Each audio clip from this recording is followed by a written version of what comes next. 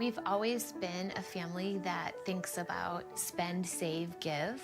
It was refreshing to find a financial company that echoed that mentality.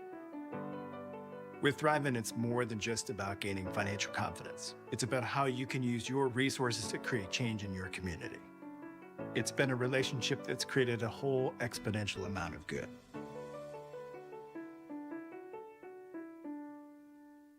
At Southeast Iowa Insurance, we're proud to call Williamsburg home. We're your neighbors, your friends, and your trusted insurance advisors. For over 38 years, we have been protecting what matters most. Whether it's your home, auto, business, farm, crop, life, or health, we offer coverage tailored to your needs. Our trusted insurance advisors are here to protect you, and since we work with a vast number of insurance carriers, we are able to offer competitive insurance pricing that is specific to you. We are locally owned and locally invested. You're welcome to visit us at our website or stop by and see us on the north side of the square. We would love to see you.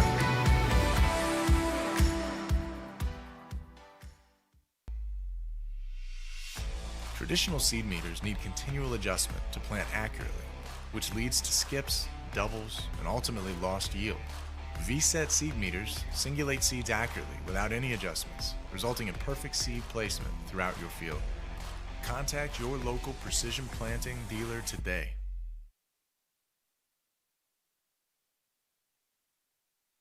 For 90 years, Ullman's has offered quality craftsmanship, style, selection, and exceptional customer service. Create the home you've always wanted at Ullman's Fine Home Furnishings in Williamsburg. Let Ullman's help you select comfort and performance that will leave you with the stunning home that you've always wanted. And remember, there's always free delivery. Stop into Ullman's Fine Home Furnishings in Williamsburg today and stay as long as you like. From up here, the world seems small. We can sit together.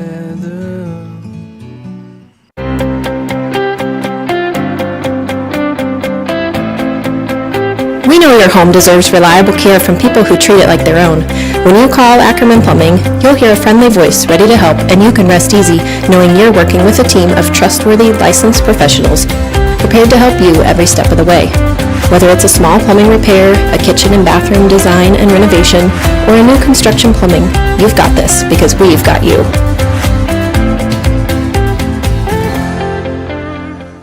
Unbelievable amount of devastation. I've never seen anything like it. We had a beautiful barn that was gone in 20 minutes.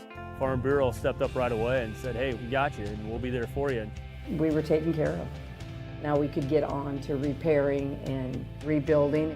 I tell everybody about Farm Bureau. We're fortunate to say we have good coverage with good people doing it. Contact Shannon Slockett and Wendy Yelland in Williamsburg today. Almost heaven, West Virginia, Blue Ridge Mountains, shining over river. Life is old here, older than the trees, younger than the mountains, growing like a breeze. Country roads take me home to the place I belong.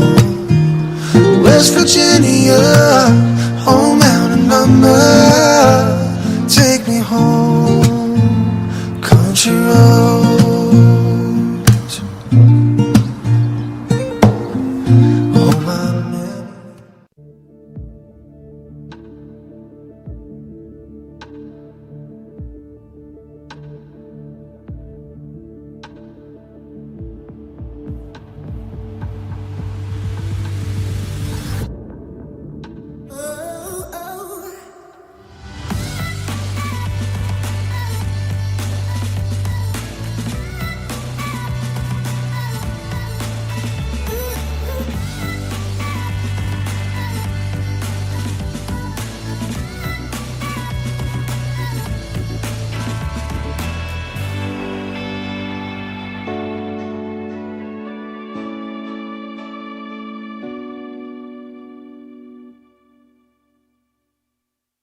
Well, we had our first baby. It is beautiful or handsome. Oh, it's a boy. We're interested in life insurance. And we bought a bigger car. Yeah. Bigger car. Here is your plan. Goodbye. When protecting your future, count on a human. Only a Farm Bureau Financial Services agent will sit down with you for a super check and together create a plan that works for you. It's your future. Let's protect it. Contact Shannon Slockett at Wendy Yelland in Williamsburg today. Pain, hands, feet, it comes and goes. Neuropathy, pain strikes, and another drug or surgery just won't do. At least talk to Agape Chiropractic Laser Clinic for a consultation. It won't cost a dime. Agape has the only FDA-approved Class 4 therapeutic laser that just might be your answer. No drugs, no surgeries. Worth a call? Agape Chiropractic Laser Clinic. Call for a free consultation and start feeling better without drugs or surgery. Every home has a story, and for us, it's about the excitement on a young couple's face when they get the keys to their first home, or the happiness of watching a growing family purchase a home with a bigger backyard for their kids to roam. It's about the attention to detail of a new build and long-time dream finally taking off.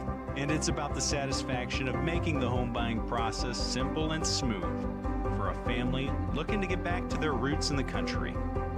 Apply in person or through the FTSB Mortgage Express app and let us help start your story.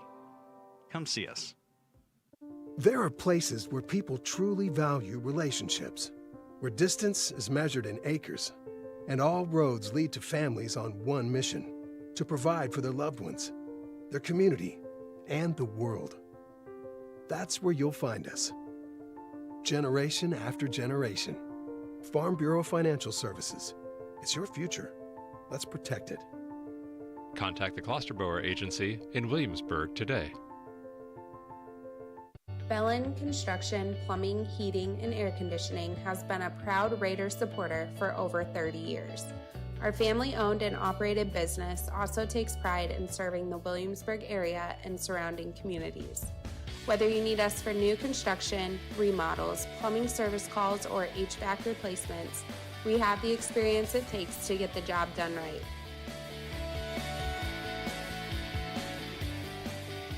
From our crew at Belland Inc., go Raiders. Growing up, I didn't know a lot about money. It wasn't really talked about, and so there were a lot of things that I didn't learn until later in my life. I want my girls to have a different experience than I did. I want them to know that money can be a tool to help others. Working with Thrivent helped me set my girls on a strong financial path and instill lessons in them at a younger age than when I learned them.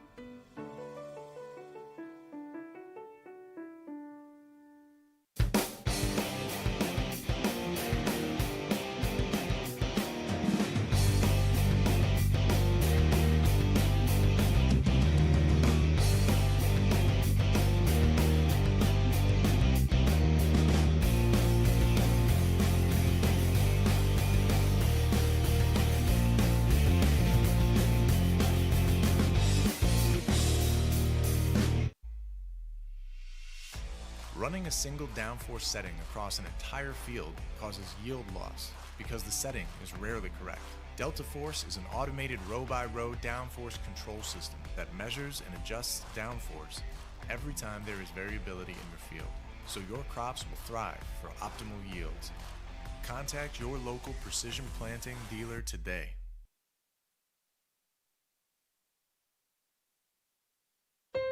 Create the home you've always wanted at Ullman's Fine Home Furnishings in Williamsburg.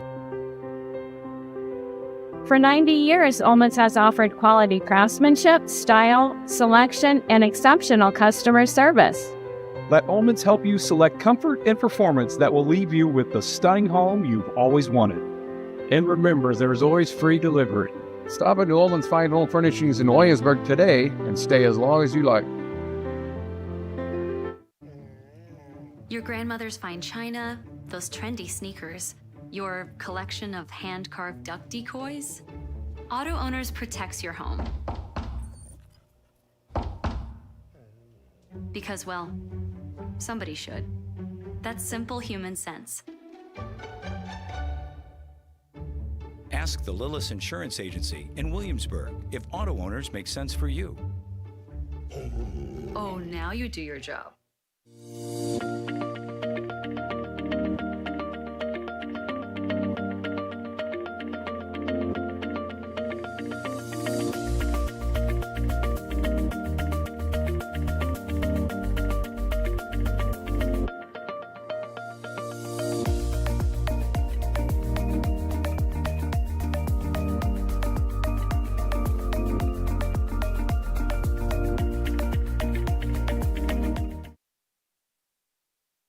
From our fireside to yours, make memories that will last with Fireside Winery.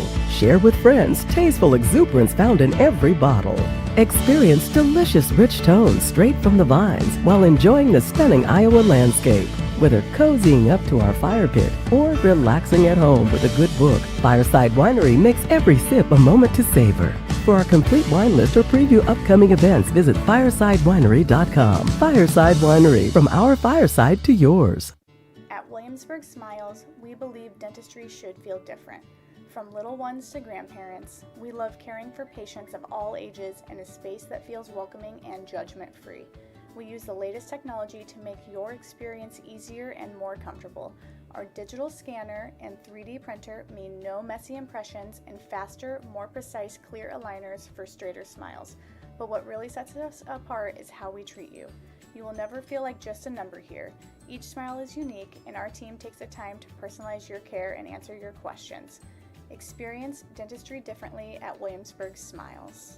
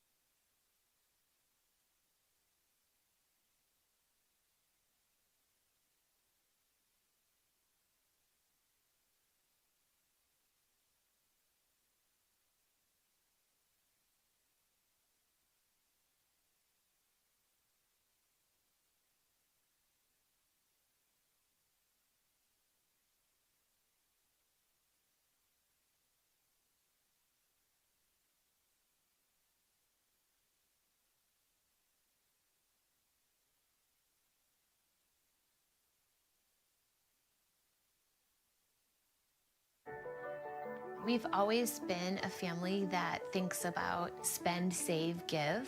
It was refreshing to find a financial company that echoed that mentality. With Thrivent, it's more than just about gaining financial confidence. It's about how you can use your resources to create change in your community. It's been a relationship that's created a whole exponential amount of good.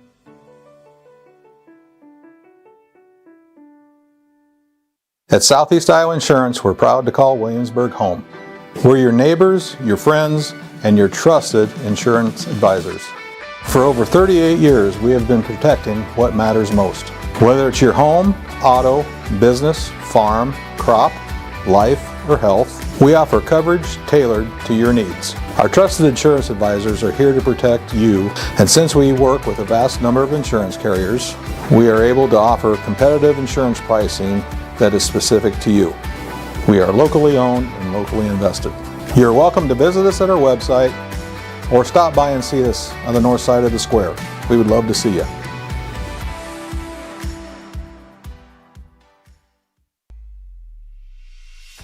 Traditional seed meters need continual adjustment to plant accurately, which leads to skips, doubles, and ultimately lost yield. VSET seed meters singulate seeds accurately without any adjustments, resulting in perfect seed placement throughout your field. Contact your local precision planting dealer today.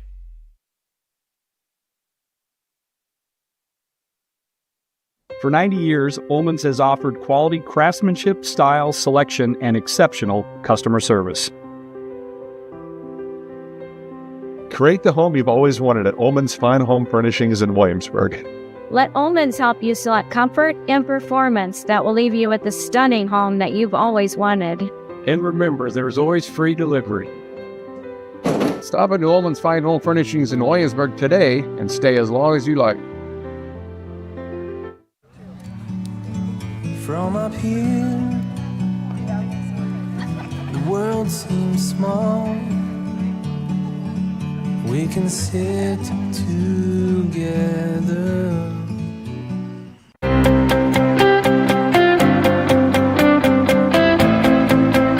We know your home deserves reliable care from people who treat it like their own. When you call Ackerman Plumbing, you'll hear a friendly voice ready to help, and you can rest easy knowing you're working with a team of trustworthy, licensed professionals prepared to help you every step of the way. Whether it's a small plumbing repair, a kitchen and bathroom design and renovation, or a new construction plumbing, you've got this because we've got you.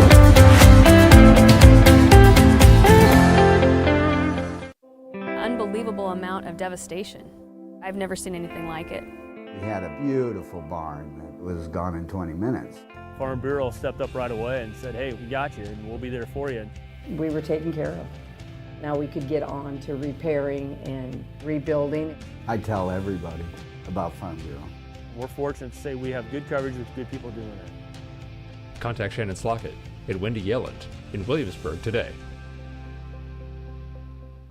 Almost heaven, West Virginia, Blue Ridge Mountains, Shenandoah River.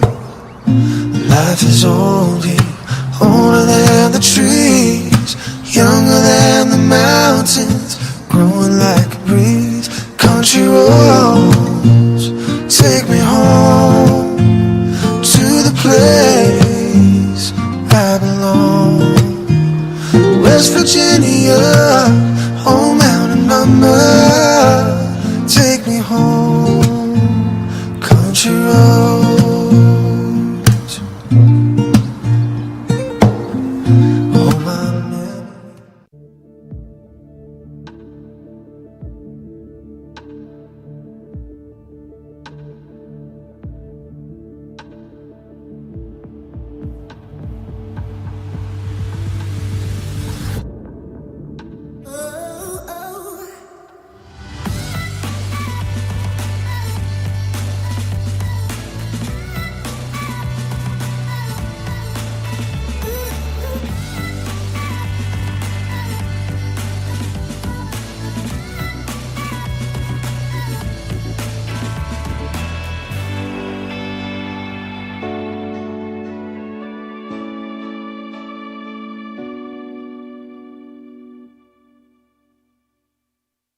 Well, we had our first baby. It is beautiful or handsome. Oh, it's a boy.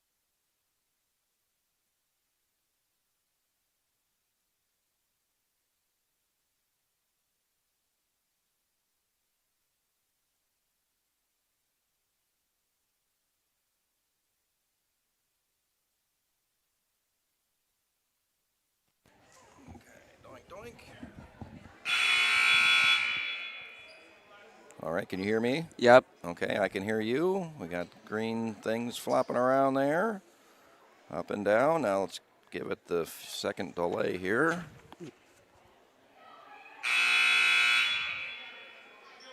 Let's see if we hear it on our YouTube channel.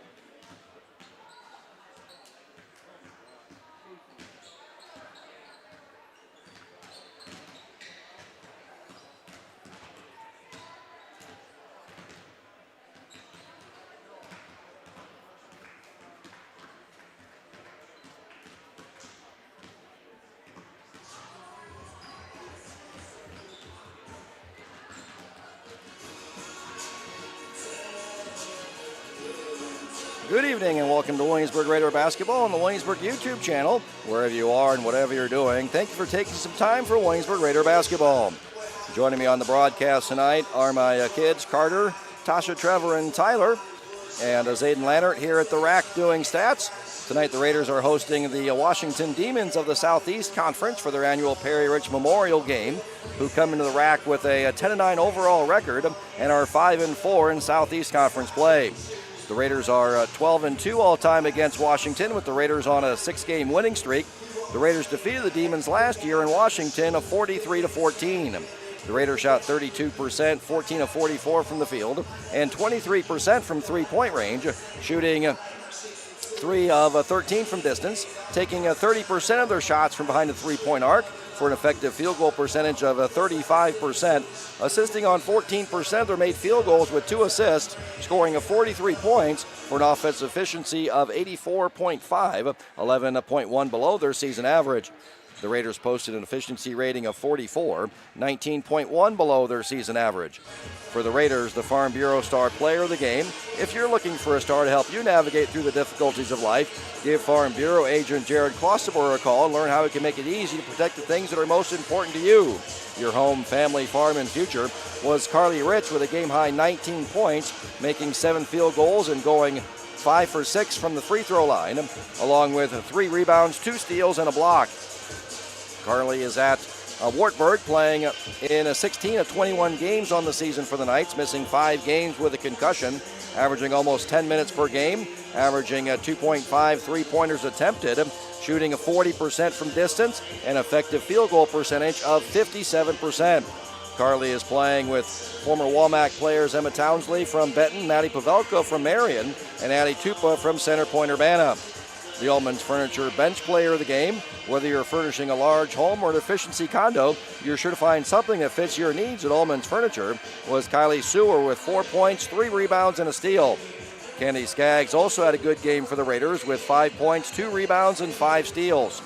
Washington shot 15%, going 4 from 26 from the field, and 0%, 0 for 5 from three-point range, taking 19% of their shots from behind the three-point arc for an effective field goal percentage of 15%, assisting on 25% of their made field goals with 1 assist, scoring 14 points for an offensive efficiency of 27.5, 37.8 below what the Raiders allowed their opponents. The Demons posted an efficiency rating of -9, 38.8 below what the Raiders allowed their opponents last season.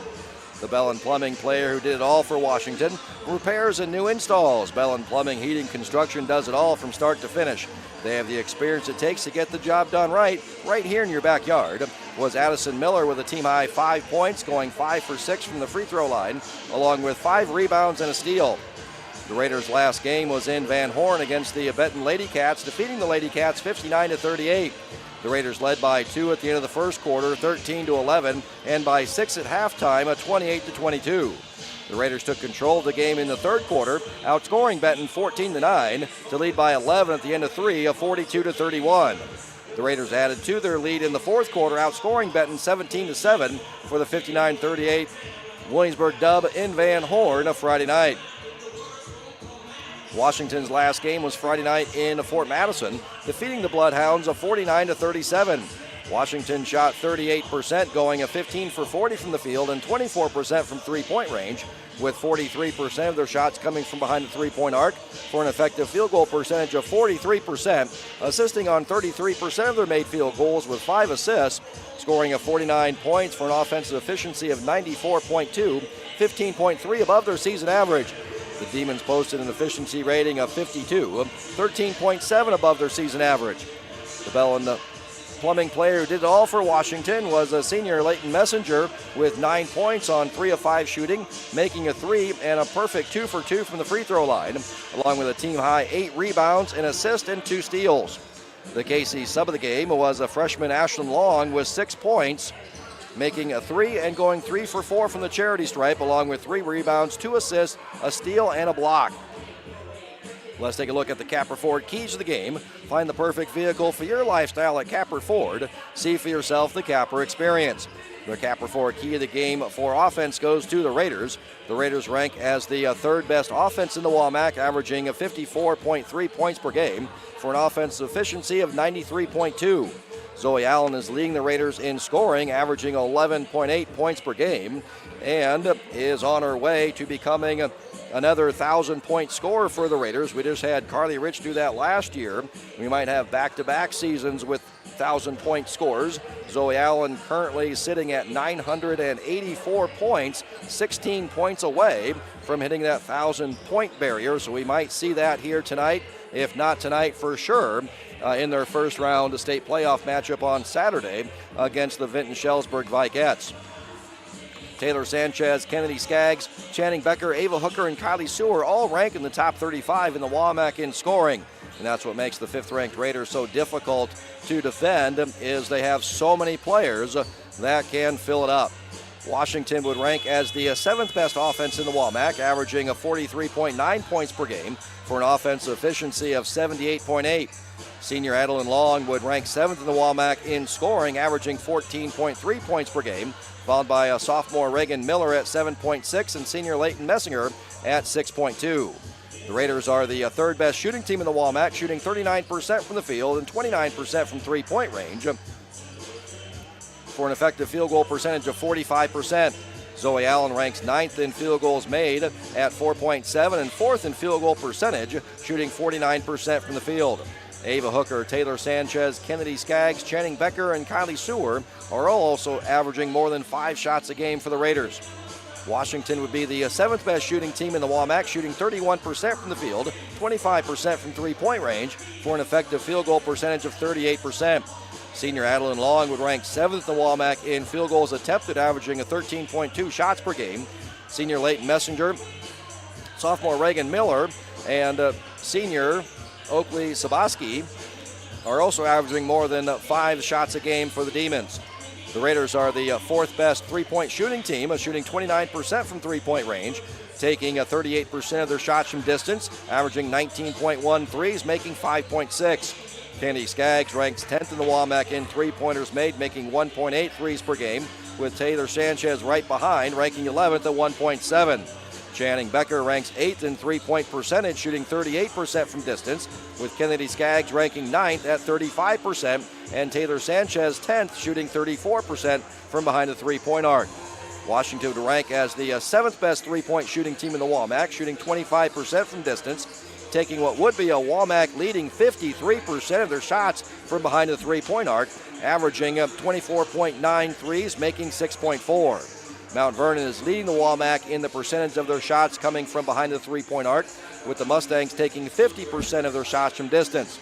Adeline Long would rank 3rd in the WAMAC in three-pointers attempted, averaging 8.6 threes per game, and 5th in three-pointers made, making 2.3. Avery Lowers leading the WAMAC in three-pointers made, three-pointers attempted, and is 2nd behind teammate Kennedy Stratton in three-point percentage. Lauer is averaging 9.4 threes, making 4.4, shooting 45.8% from distance. Stratton is shooting 46% from three-point range.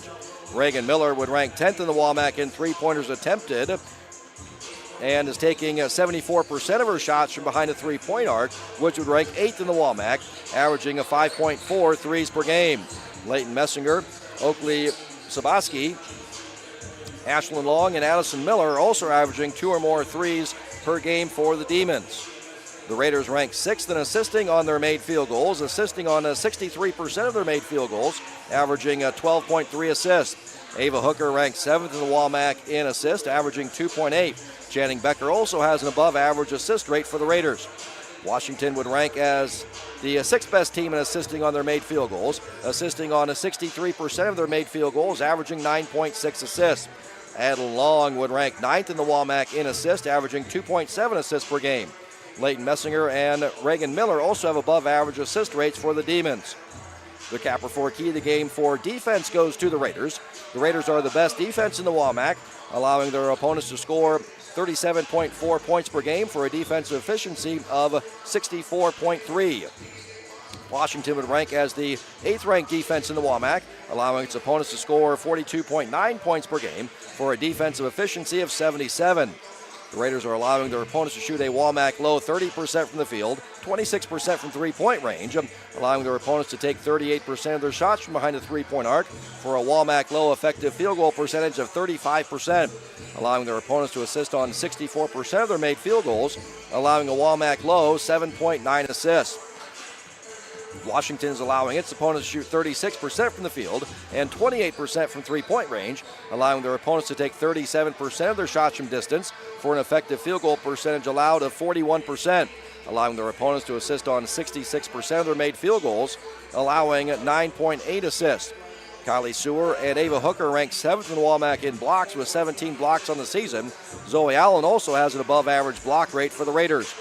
Leighton Messinger is leading the Demons in blocks with 9. Sarah Burdo and Reagan Miller also have above-average block rates for the Demons.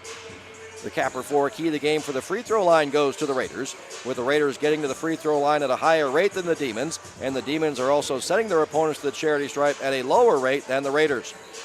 The Raiders rank 6th in the WAMAC at getting to the free throw line, getting to the charity stripe at a 30.9 free throw rate, averaging a 15.4 free throws attempted, shooting 63%, making 9.7. Zoe Allen ranks 8th in the WAMAC in free throw percentage, shooting 68% from the charity stripe. Kylie Sewer ranks 3rd in the WAMAC in free throw rate at 64.6. Ava Hooker and Kennedy Skaggs are also averaging more than 2 free throws per game for the Raiders. Washington would rank 9th in the WAMAC at getting to the free throw line, getting the charity stripe at a 25.8 free throw rate, averaging 12.6 free throws attempted, making 7, shooting a 56%. Adeline Long would rank 4th in the WAMAC in free throws made and free throws attempted, making a 3.2 free throws on 5.1 attempts per game. Adeline Long is the only Demon who is averaging more than 2 free throws attempted per game for the Demons. Sarah Burdo and Vivian Kroll also have above average free throw rates for the Demons. The Raiders rank 10th at setting their opponents to the free throw line, sending their opponents to the charity stripe at a 34.9 free throw rate, allowing 13.9 free throws, with the Raiders being a bit unlucky with their opponents making 9.5, shooting a WAMAC high 68% from the charity stripe. The WAMAC average is 59% from the free throw line. Washington would rank 12th in the WAMAC in sending their opponents to the free throw line, sending their opponents to the charity stripe at what would be a WAMAC high 39.2 free throw rate, allowing a 16.1 free throws attempted, with their opponents making 8.9, with their opponents shooting a 55% from the charity stripe. The capper for the key of the game for the rebounding battle goes to the Raiders, as the Raiders are the better offensive and defensive rebounding team. The Raiders are the second best offensive rebounding team in the WAMAC, grabbing a 39% of their misses, collecting 11.8 offensive rebounds. Only Clear Creek Amana are grabbing a higher percentage of their misses, with the Clippers collecting 47% of their misses, averaging a WAMAC high 14.5 offensive rebounds. Kylie Sewer ranks 5th in the WAMAC in offensive rebounding, averaging 3 offensive rebounds per game, collecting 54% of her rebounds on the offensive end, which ranks 2nd in the WAMAC, behind Aaliyah Lutz from Vinton-Schellsburg, who's collecting 59% of her rebounds off the offensive glass.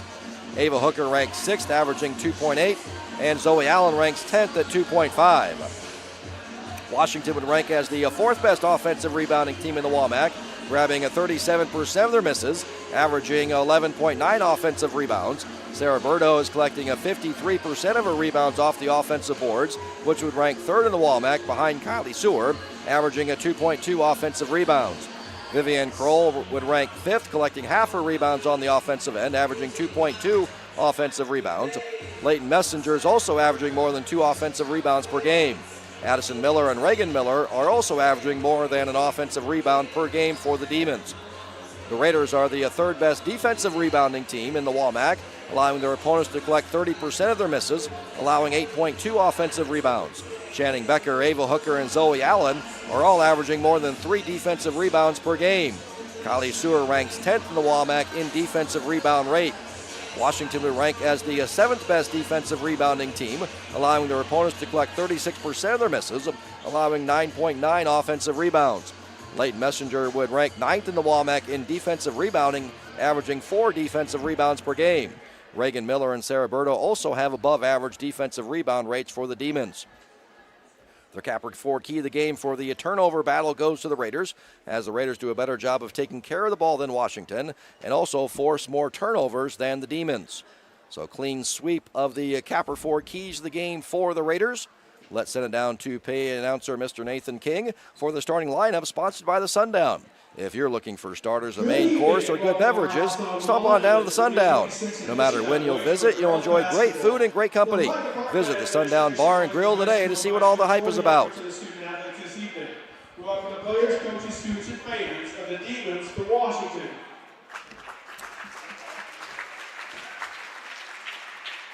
Athletic events can be the best environment one can find for all students and adults. Please do your part by exhibiting the qualities of good sportsmanship, shoot positive for your team, respecting the decision of the game officials, and by recognizing the efforts of the opponent. First, your starting lineups for the Demons. AC, wearing 0, Adeline Long.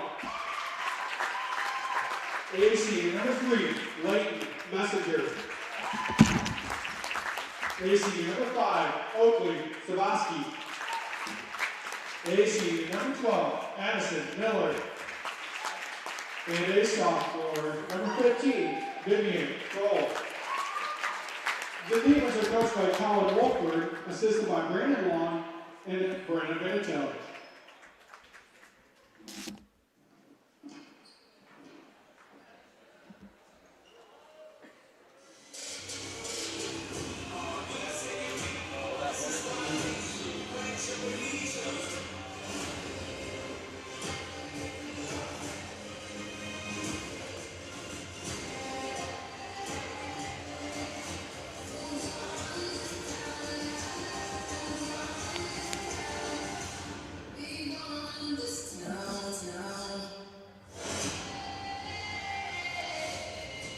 And now, let's meet the starting lines for your Williamsburg Raiders.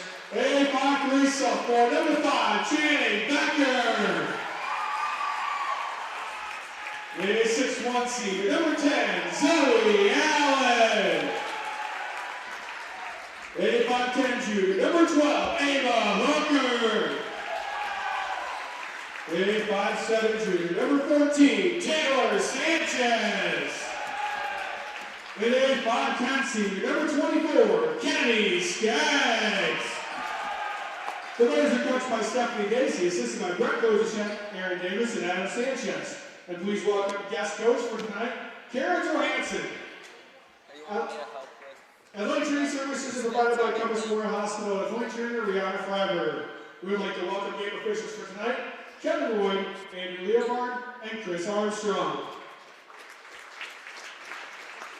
Ladies and gentlemen, we ask that you please rise and gently remove your hats and the singing of the national anthem.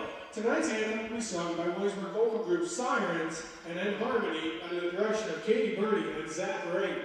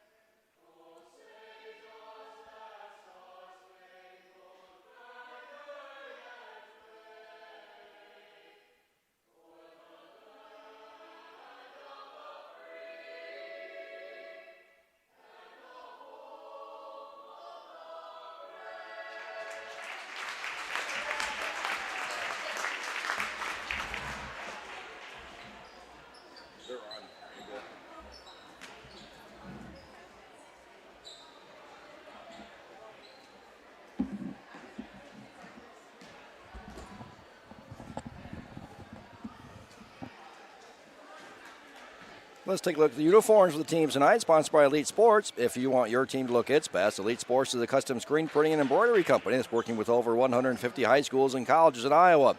They focus on athletics, but print for any business or occasion. Screen printing, embroidery, awards, and trophies, and custom artwork. At Elite Sports, their team of skilled in-house artists are available to assist with all of your needs. The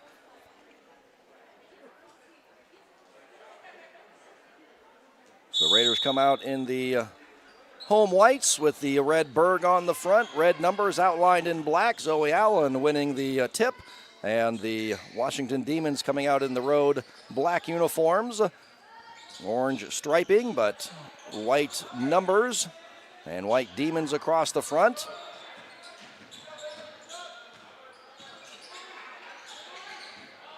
Skaggs on the drive. Kicks it out to Sanchez. Her three good to open up the scoring. And Raiders come with their full court pressure and stolen away by Sanchez, looking for a cutting hooker, taken away by Sabaski.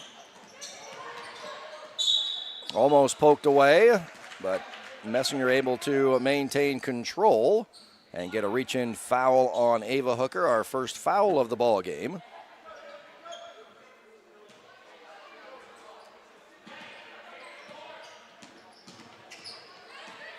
Long gets a high screen from Miller. Long three, rim's no good. Rebound taken away by Sanchez, and going to get her for a travel. And took off after the rebound before getting the ball on the floor. A couple early turnovers here on the Raiders. Sabaski to a trigger in, baseline out of bounds.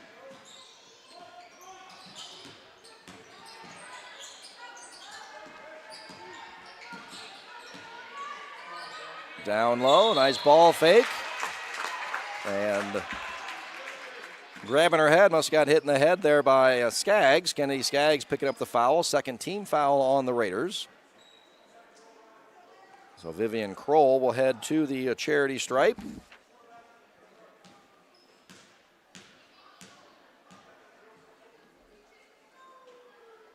Kroll only averages 1.2 free throws attempted per game, but has the highest free throw rate on the team of 47.8. So free throw rate is measuring how often you get to the charity stripe based on how many field goals you're attempting. The 59% free throw shooter, good on both of those.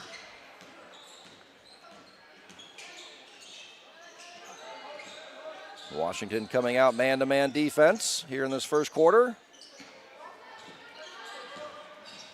Ava Hooker on the drive. She'll head to the free throw line. That's what we've seen so far for Walmart girls basketball is an increase in shots from the free throw line. Free throw rate has gone up from last year at 23.6, this year up to 29.3. So free throws attempted have gone up from 11.5 to 13.6. That's more than 2 free throws per game. The foul rate has gone from 20.8 up to 23.6.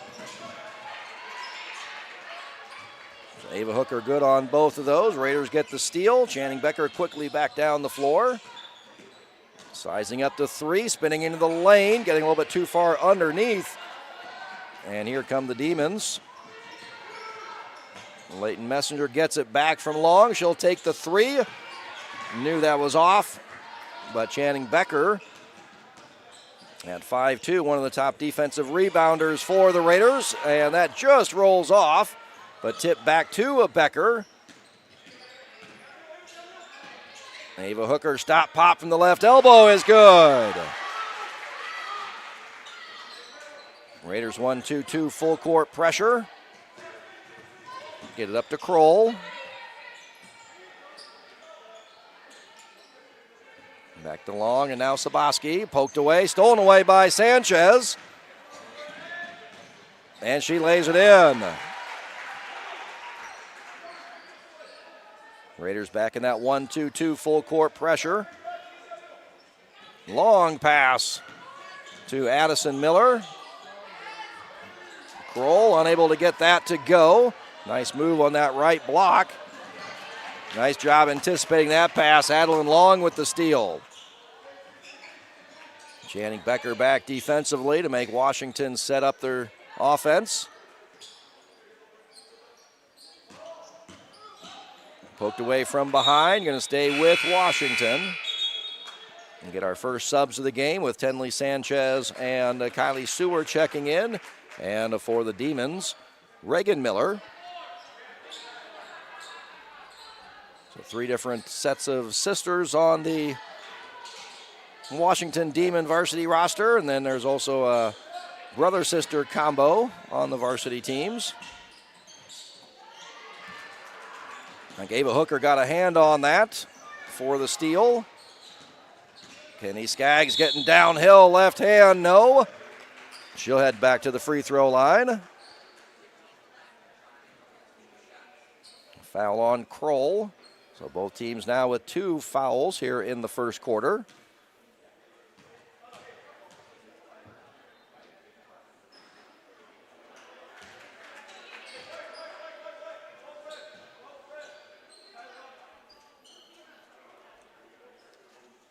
Skaggs doesn't get to the charity stripe often.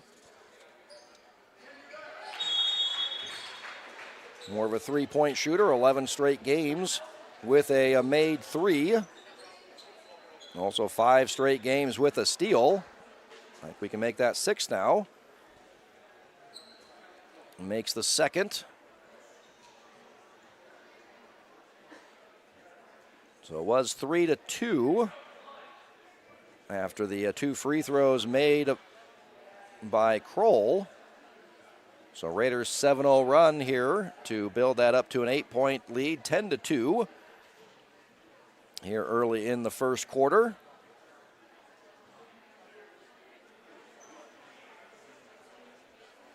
Early timeout taken by Coach Mulford.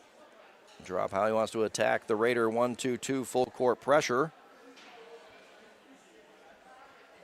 Raiders second in the WAMAC at forcing turnovers, turning their opponents over on 34% of their possessions. So Raiders been forcing turnovers recently.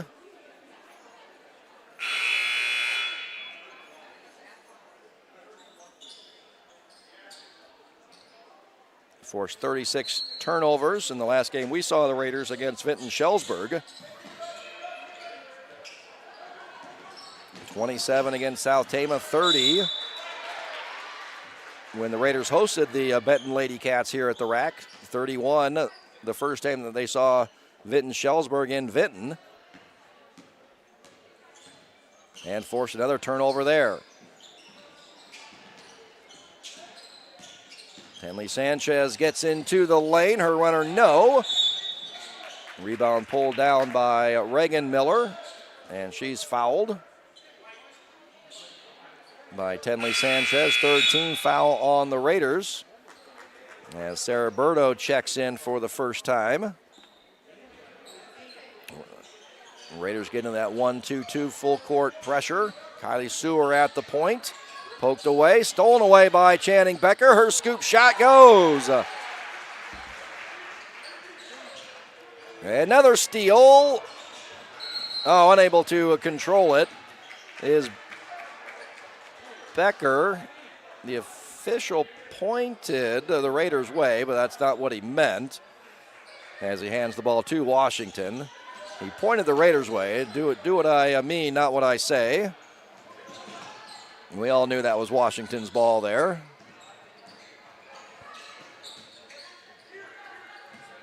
Long three straight on, front iron, no. Rebound put back up and in by Berto. That ends the Raiders' run. 9-0 run to build the lead up to double digits for the first time.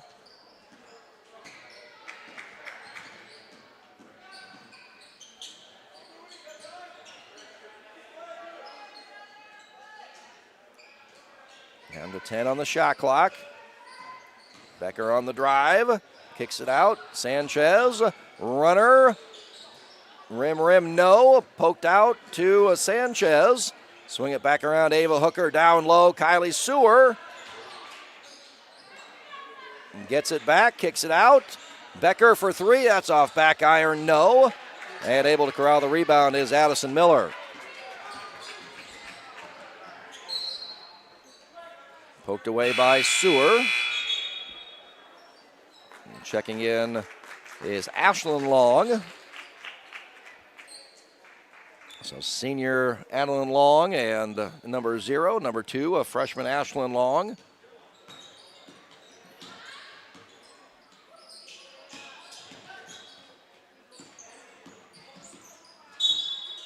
Reagan Miller, Addison Miller. And Taylor Mishk and Kinley Mishk, the pairs of sisters here.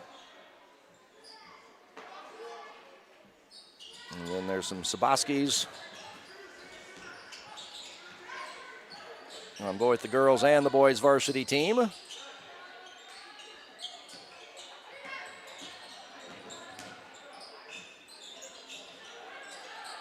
And Kylie Sewer got a hand on that, ends up in the hand of Ashlyn Long, and then over to Sarah Burdo. She puts it in and gets fouled. She'll head to the charity stripe.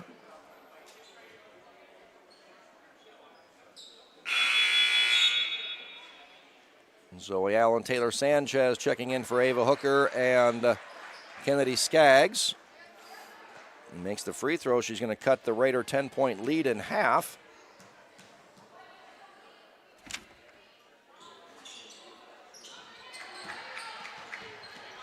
Berto just a 25% free throw shooter.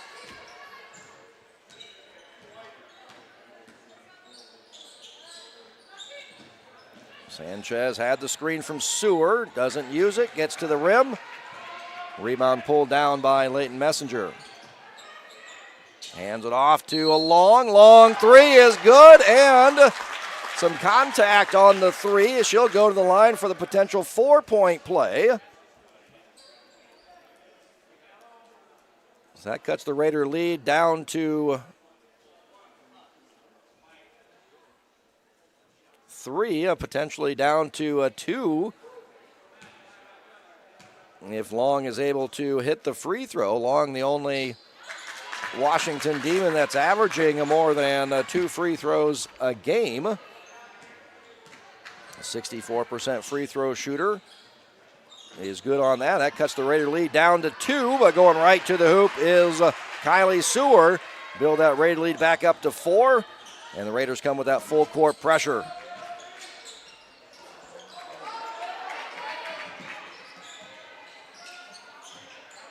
Raiders continuing that trap. And seeing that Washington had nothing going on, almost had another trap and turnover there on that far side. Coach Mulford takes his second timeout.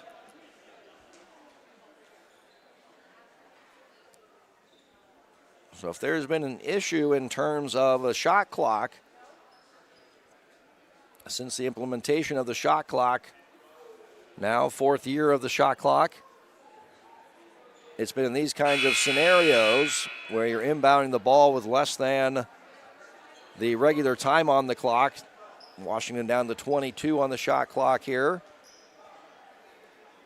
So you inbound the ball, you start running your normal offense. Next thing you know, you're up against the clock and either getting a shot clock violation or having to put up a rush shot.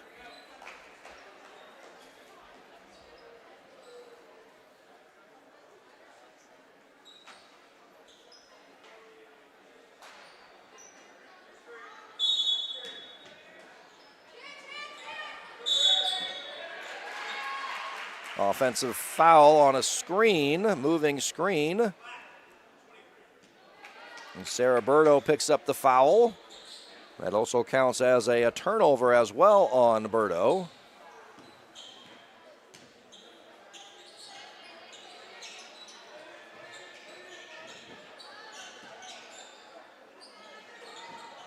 Skip pass from Taylor Sanchez for the Raiders.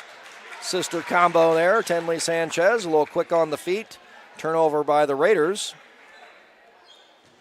The Raiders are still going to put on that full court pressure. Now let's pull off after the inbounds. Ashton Long breaks the midcourt stripe.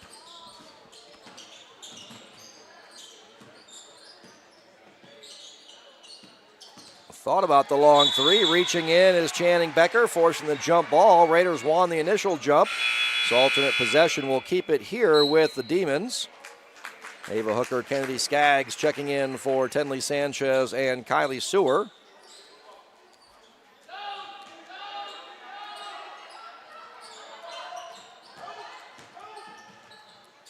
Messenger gets it into Long, gets it back, and that just rims out. Rebound ripped down by Zoe Allen.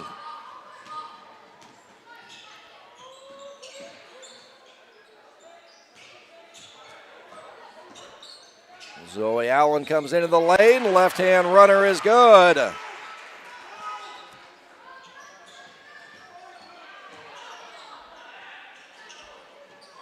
Raiders with another steal. Taylor Sanchez will pull it out. Gets it to Skaggs. Her three is good.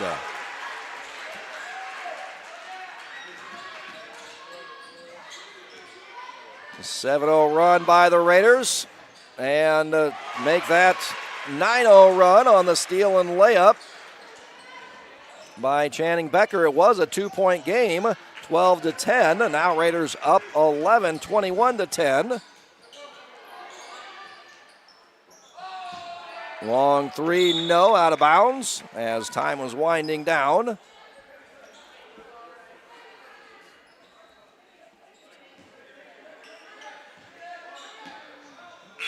Channing Becker will give it a heave. As she started off going to her right, and as being a righty, probably should have continued that instead of spinning back to her left. That does get her more to the middle of the floor.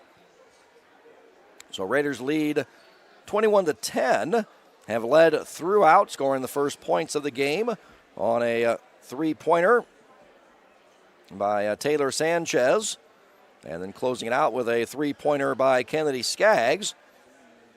Built their lead up to 10, 12-2, but then Washington goes on an 8-0 run to cut that down to a 2-point game, 12-10, and then the Raiders close out the first quarter on a 9-0 run, building it up to 21-10. So Washington shoots 2 for 9 in that first quarter, making a 3, 1 for 5 from distance, 3 for 4 from the free throw line. Raiders forcing 9 first quarter turnovers. And Raiders take advantage of those turnovers. They have 17 shots. So 8 more field goals attempted for the Raiders. And matching Washington from the free throw line, going a 3 for 4. Raiders with 5 turnovers. Raiders also with 4 offensive rebounds compared to only 1 offensive rebound. An offensive rebound put back by Sarah Burdo. So that's how the Raiders able to get this 11-point lead. Blocked there by Burdo on the turnaround by Zoe Allen. Skaggs for 3, and no. Offensive rebound by Ava Hooker. Back out to Becker, her 3. That's off back iron, no. Long rebound comes out to Channing Becker.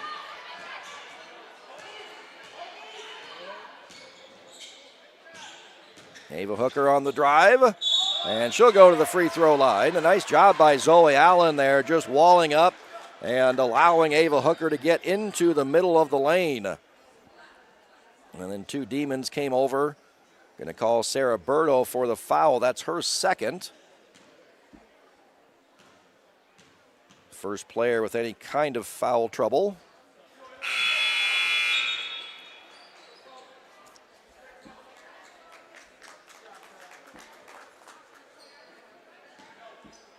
So I can say it after the miss, and it's not the announcer jinx. Ava Hooker was 11 for 12 from the free throw line in the last 3 games. Misses on both of those.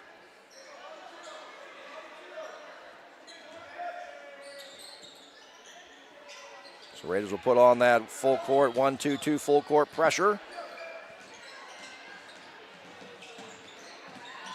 Knocked away, stolen away, but knocked away right back to Washington. Able to get it up to Saboski, being guarded by Zoe Allen.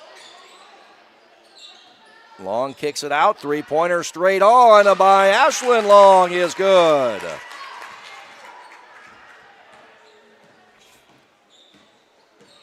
Ashlyn Long, 66% of her shots come from behind the three-point arc. 39 of her 59 shots from distance. I'm going to say that Ashlyn Long lost that out of bounds.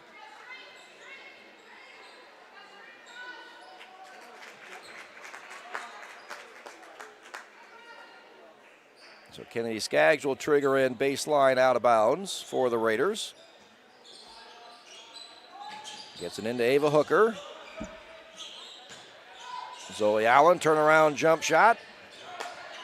Rebound pulled down by Kroll, and you're going to get a reach-in foul on Skaggs.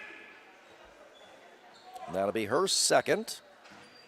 So hopping right up is Kylie Sewer coming in for Skaggs. Oh, correction, that's her third. Well, she'll be done for the rest of the first half, final 6:35. Raiders still with that full court 1-2-2 pressure. Nice job falling back defensively. Ava Hooker with the steal. Thought Vivian Kroll was all alone there underneath the basket. Channing Becker reach-in foul on Addison Miller. So that'll send Becker to the free throw line.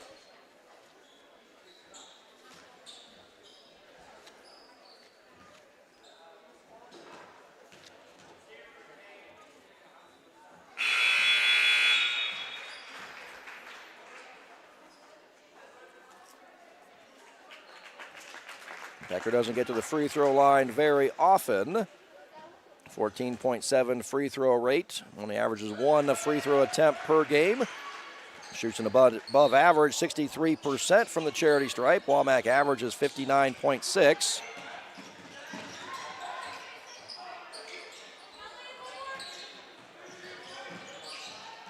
Taken away by Ava Hooker. Raiders with numbers. 3-on-2 break. Ava Hooker. Offensive rebound, Zoe Allen. She'll go back to the charity stripe. And that's what we've seen. Washington would rank last in the WAMAC, allowing their opponents to get to the charity stripe at a 39.2 free throw rate, allowing 16.1 free throws attempted per game. And we're seeing that so far here with the Raiders on their 9th and 10th free throws attempted here by Zoe Allen. Zoe Allen on that point counter, heading towards the 1,000-point marker. Up to 4 points now. Came in needing 16 to reach 1,000 points. So Zayden, you're in charge of doing the math on that tonight. Offensive rebound lands in the lap of Messenger. Rebound pulled down by Sewer.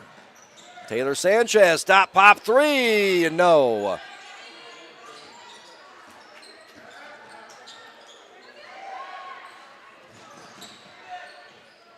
Nice job hustling back by the Raiders. Taken away by Sewer.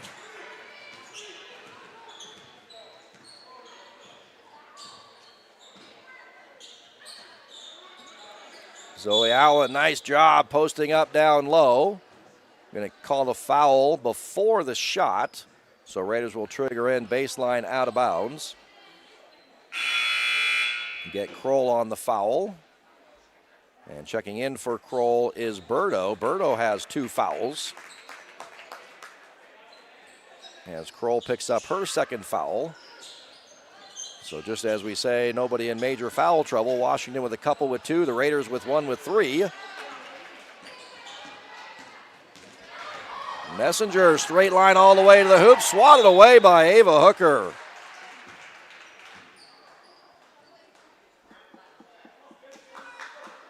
Messenger thought she had a clear line going coast to coast on that, but Ava Hooker says no, no, no. Dikembe Mutombo, of course, played his college basketball at Georgetown. Zoe Allen also above average block rate for the Raiders. Gets one there. Nice job finding Kylie Sewer on that right block. Raiders' largest lead now 14, taken away by Tenley Sanchez. Sewer splits a double team. Allen Long pulls it down for the Demons. Step back three for Long. Tenley Sanchez comes away with it.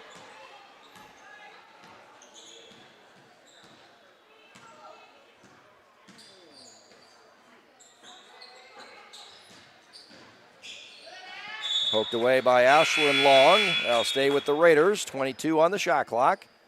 Addison Miller checks in for little sister Reagan Miller. Tenley Sanchez triggering in baseline out of bounds for the Raiders. Gets it into Zoe Allen. Sewer thought he was going to take it to Hooker.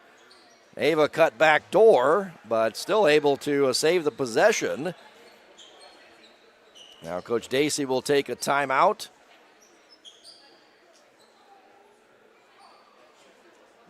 So yeah, this is where we've seen the issues in terms of shot clock violations. I'm sure Coach Dacey's drawing up a quick hitting play here with only 14 left on the shot clock.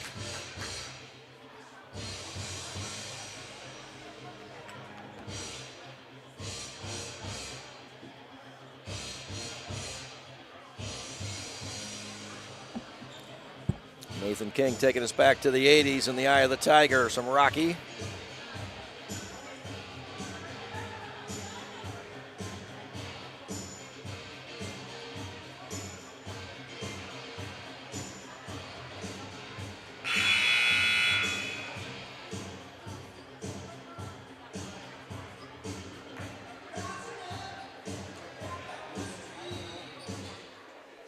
Tenley Sanchez, Channing Becker, Ava Hooker, Zoe Allen, and Kylie Sewer, the five on the floor for the Raiders. Alden Long, Ashlyn Long, Leighton Messenger, Addison Miller, and Sarah Burdo, the five on the floor for Washington. Just under 4 to play in the first half. 14 seconds on the shot clock. Get it into Becker. Nice post pass, unable to get it to fall though. Rebound ripped away by Burdo. And going to get a reach-in foul on Zoe Allen. That's her first personal.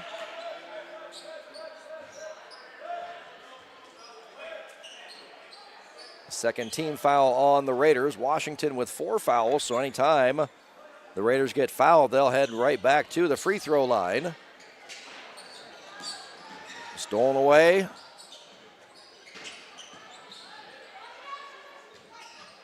Looks like Washington falling back into a 2-3 zone on this possession.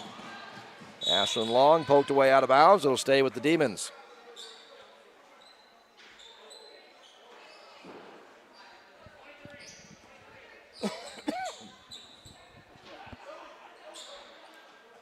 Leighton Messenger to trigger in for Washington.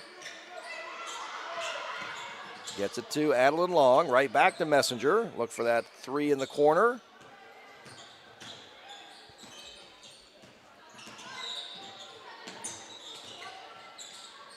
Scoop shot, no. Offensive rebound for Burdo. That's her second offensive rebound.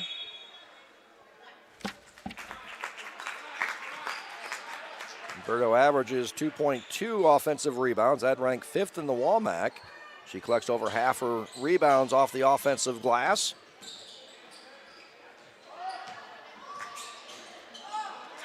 That's her third offensive rebound. Kicks it out. Going to get a reach-in foul on Sewer. So now both teams up to 4 fouls. So any foul the rest of the way, we're heading to the free throw line. So third on Sewer, so Skaggs and Sewer both with 3 fouls.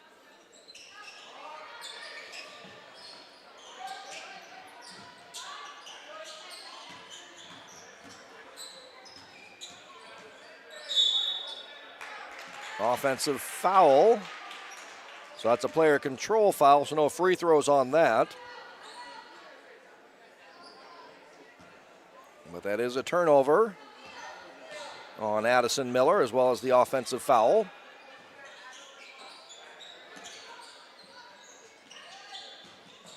Becker down low, turn around, lefty jumper, no.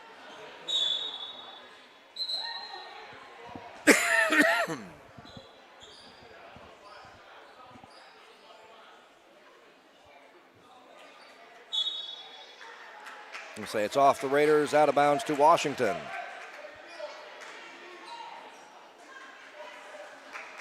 Raiders fall into their 1-2-2 full court pressure.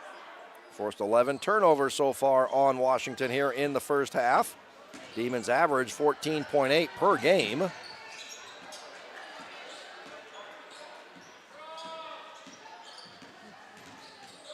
Messenger for 3.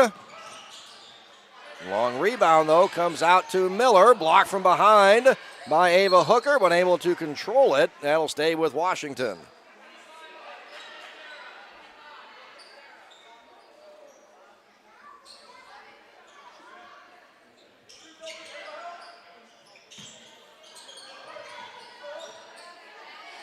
Messenger gets it in, tied up by Taylor Sanchez. Raiders got the alternate possession to start the quarter, so this will stay with Washington.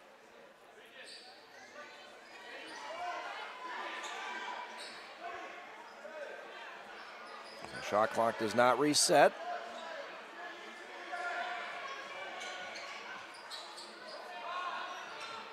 Gets it into Birdo. Long being guarded by Becker. Nice help defense by Zoe Allen.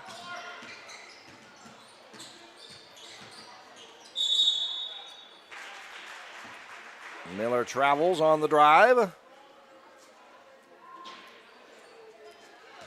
12th turnover for Washington. Raiders forcing the Demons to turn the ball over on 40% of their possessions here in the first half.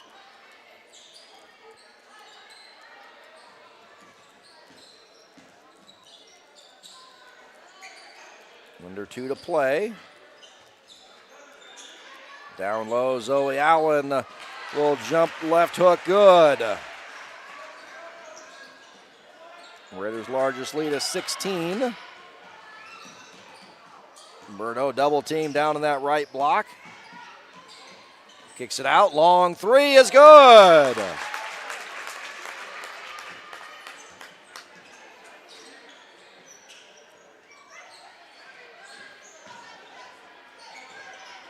Poked away. Almost poked away by Addison Miller, taken right back by Channing Becker. Her little floater off back iron. Rebound pulled down by Reagan Miller. Gets it up to Messenger, 3 on 2. Messenger unable to finish. Rebound ripped down by Zoe Allen. Under a minute to play.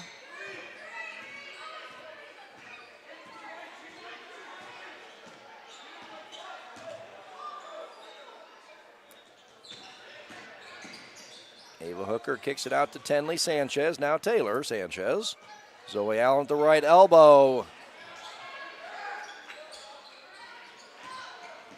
And even on the miss, the Raiders jump right into that 1-2-2 full court pressure.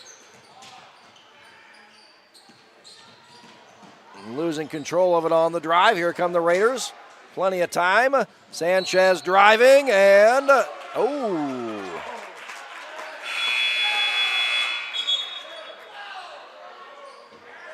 Coach Dacey doesn't agree, looks at the other officials and mimics what happened. I tend to agree with you, Coach Dacey, on that one. I thought that looked like a good take to the basket by Taylor Sanchez, but long 3 by Reagan Miller.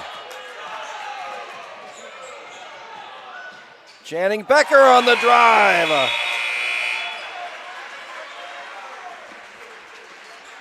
So Raiders built their largest lead at 16. Back-to-back threes by the Demons. Cut that down to 10, 29-19. And that last runner there by Channing Becker for a 12-point 31-19 Raider lead at halftime.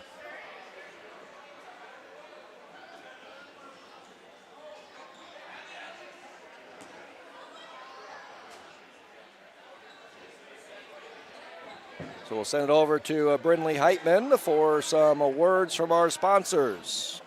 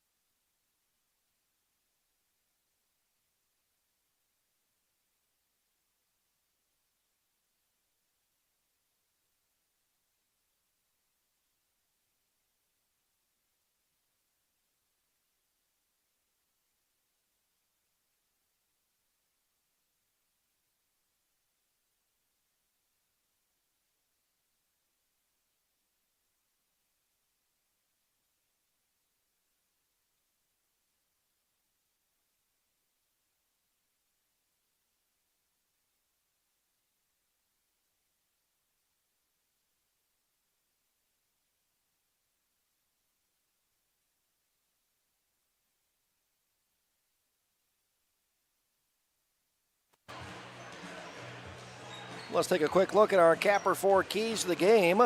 Capper 4 key to the game for the Raiders offense against the Washington defense is even. Raiders scoring at 31 points in that first half. Offense efficiency of 89, which is below their season average of 93.2, but above what Washington has allowed their opponents on the season of 77. Raiders winning the Capper 4 key of the game for their defense over the Washington offense, only allowing 19 points. Offense efficiency of 54.6 for the Demons in that first half. Washington averages 78.8, so well below that, and even below the Raiders' number one in the WAMAC defensive efficiency of 64.3. Capper 4 key of the game for the free throw line goes the Raiders' way. Early on, Washington getting to the free throw line, going 3 for 4, but then did not get to the free throw line the remainder of the first quarter or at all in the second quarter. Raiders 7 for 10, pretty much right at their average free throw rate, 30.3 here in the first half, 30.9 on the season for the Raiders. Capper 4 key of the game for the rebounding battle going the Raiders' way as well. The Raiders with 11 offensive rebounds, collecting a 48% of their misses. 5 offensive rebounds for Washington, grabbing 42% of their misses. So advantage there for the Raiders, and also advantage on the turnover battle to the Raiders, forcing 17 turnovers, 15 of those steals by the Raiders. Raiders only turned the ball over 8 times in that first half, and just 2 of those were steals by the Demons. So that has allowed the Raiders to get extra shot opportunities. 33 field goals attempted for the Raiders, only shooting 33% from the field, 33% from three-point range for an effective field goal percentage of 36%. But only 21 field goals attempted for Washington. So Raiders will start with the ball to begin the second half, and the Raiders with their normal starting 5. Nice pass down low from Ava Hooker to Zoe Allen for the first points of the second half. So on the Zoe Allen point counter, had 6 points in the first half, came in needing 16. And getting a moving screen down low on Kroll. So she quickly picks up her 3rd foul. So Kroll has 3, Skaggs has 3, Sewer has 3 for the Raiders.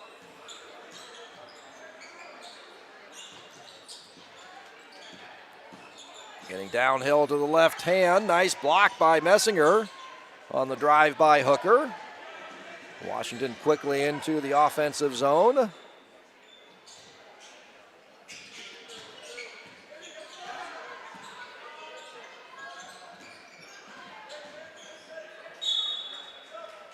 Poked away by the Raiders to stay with Washington. So with Kroll picking up that 3rd foul, quickly hopping in is Sarah Burdo.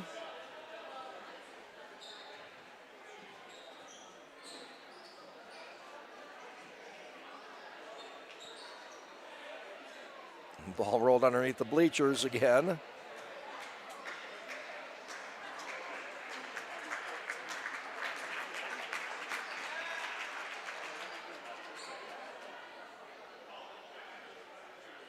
Callan Henderson being a nice helper there. And retrieving that one.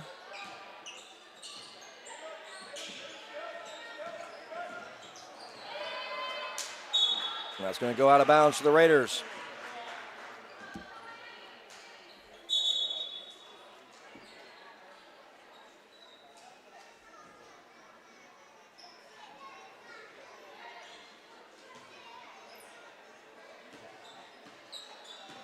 Washington playing man-to-man defense. Saw 1 possession of zone, but otherwise both teams have been playing man-to-man. Defensively, down low, Zoe Allen. Left hand layup is good. 6 points away from the 1,000-point barrier now.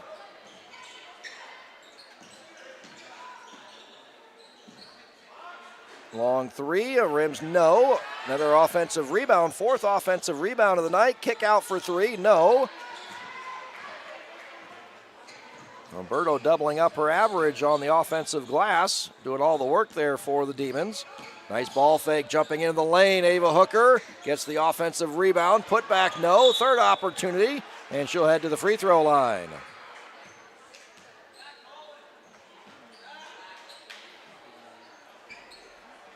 Call that on Berto. That's her third foul. So we'll see what Coach Mulford does here. Both Kroll and Berto, both with 3 fouls.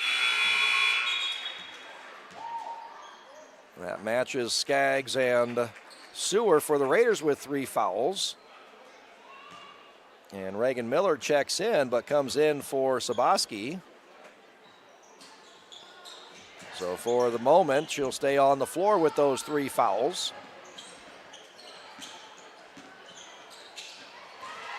Nice job reading the pass there, stolen away. Sanchez lays it in. And Coach Mulford not happy about that. He calls it full timeout.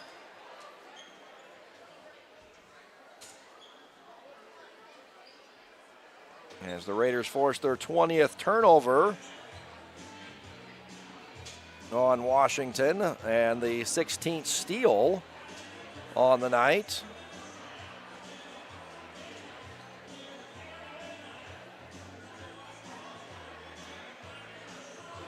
So Ava Hooker with 5 steals, 2 each by Tenley Sanchez, Channing Becker, Zoe Allen, 3 by Taylor Sanchez. That was her 3rd steal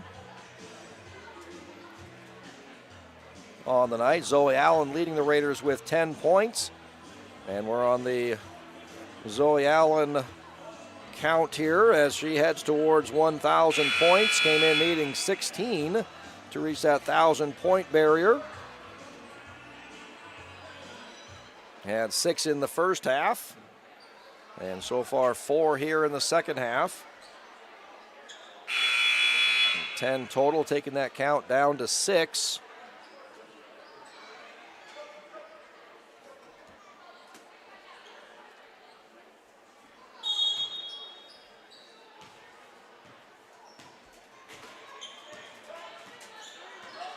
Adeline Long leading Washington with 7 points.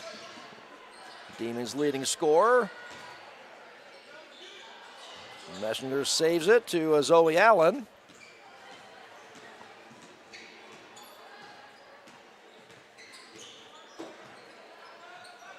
Zoe Allen flashes into the middle, kicks it out to Skaggs. Her 3 ball is good. The Raiders' largest lead now.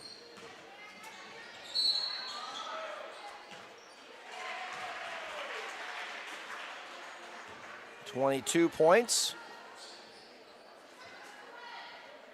And second made 3 by Skaggs on the night. Skaggs 10th in the conference at 1.8 threes made per game. 12 straight games with Skaggs making at least 1 3, made 5 in the Raiders' 3-point loss at Clear Creek Amana, going 5 for 6 from distance. Nice job, Zoe Allen, clearing a path for Channing Becker to get to the hoop, unable to finish, and blocked out of bounds by Zoe Allen. Tenley Sanchez comes in for the Raiders. Ashlyn Long for Washington, coming in for Addison Miller.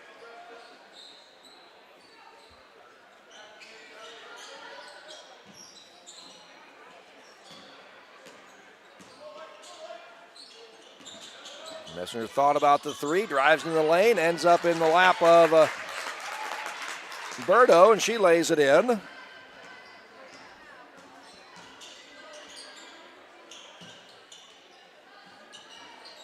4 points now for Berto, along with 4 rebounds. Sewer on the drive, and she'll go to the line for 1 more. Kylie Sewer has been living at the line recently. Last 7 games, 31 of 47 from the free throw line. First 10 games, the sophomore was 9 for 15. So 1.5 free throws attempt in the first 10 games and almost 7 free throws attempted over the last 7. And also she's taking advantage and hitting those free throws. Almost ripped away by the Raiders. Circus shot falls for Ashlyn Long, and we're going to get steps on Skaggs.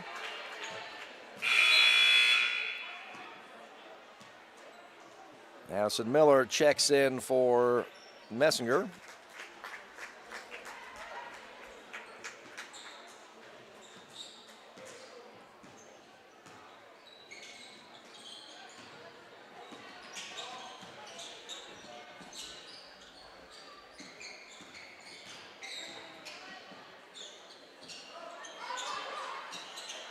Stolen away by Sewer on the break. Nice job by Becker trailing it, not assuming that she's going to make it. Gets the offensive rebound and the putback. Channing Becker now in double digits with 10 points. Go along with 4 rebounds, 3 of those on the offensive end now.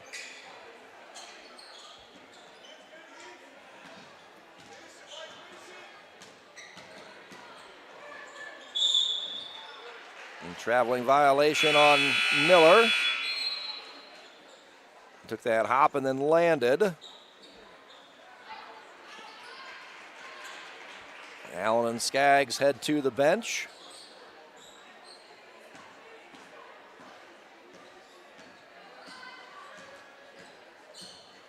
Kroll set the check in with those 3 fouls. Sewer on the drive, right-hand layup is good. Got on that left elbow and nice screen, just rolls right to the basket.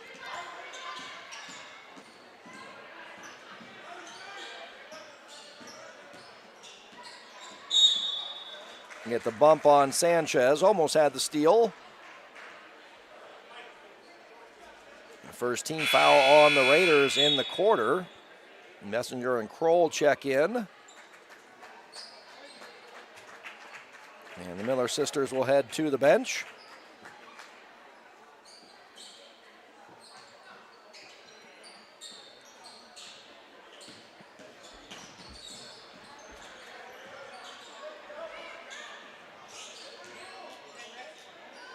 Nice job walling up on that right block by Sanchez. Kroll thought she was getting to the basket there.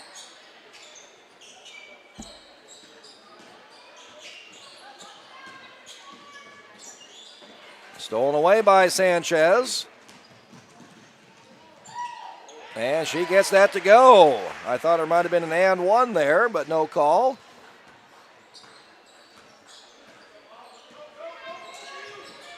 Sanchez almost to double figures.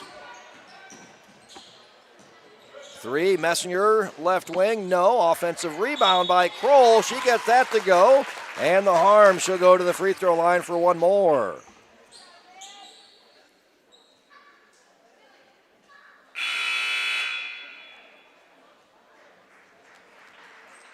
Zoe Allen will check in for Becker. Second foul on Taylor Sanchez.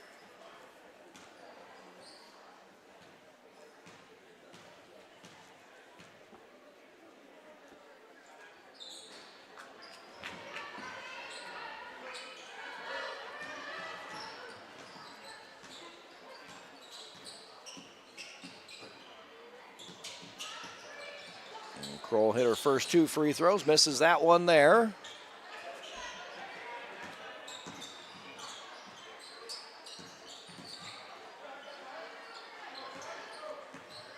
Sanchez gets the screen. A nice job, Zoe Allen on the roll.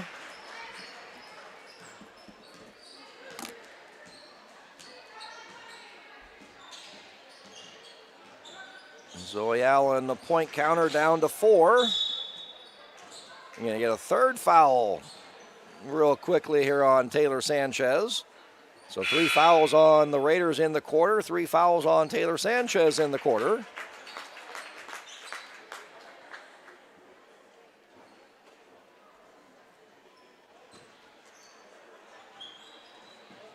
Under a minute to play here in the third quarter.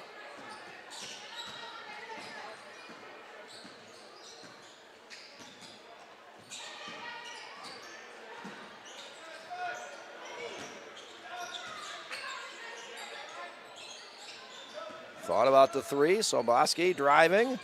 Gets it to Kroll. Stopped by Hooker. 3. Soboski. Off back iron. No. Rebound. Saved by Messenger to Long. Long hops into the lane. Offensive rebound by Kroll, and going to get a foul on the Raiders. That's their 4th team foul. So Washington will be going to the free throw line. Only 20.9 left in the quarter, though, and then those will reset for the fourth quarter. Looking for Long in the middle, kicks it out. 3, front iron. Going to say that's going to stay with Washington. So 12.3.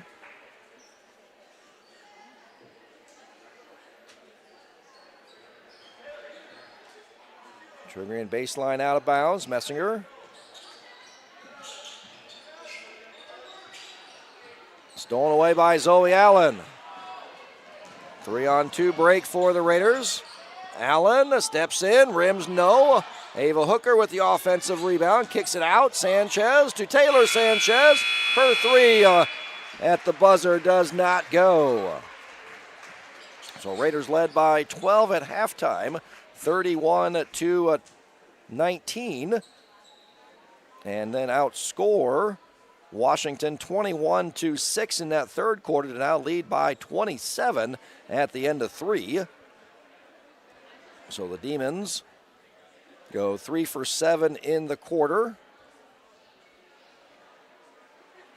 0 for 5 from a 3-point range, and as we expected, Washington takes over half of their shots from a distance, and we're seeing that here tonight. But of course, long shots can lead to long rebounds. And Washington, where the Raiders did a nice job in the first quarter, only allowing 1 offensive rebound. The Demons are now up to 9 offensive rebounds, collecting 4 offensive rebounds in that quarter. But Washington only going 3 for 7 in the quarter, 0 for 5 from 3-point range, missing their only free throw attempt.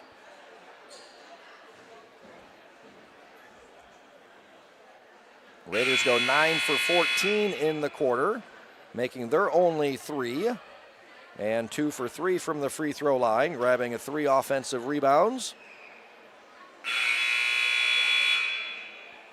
And Raiders only with 9 turnovers in the game.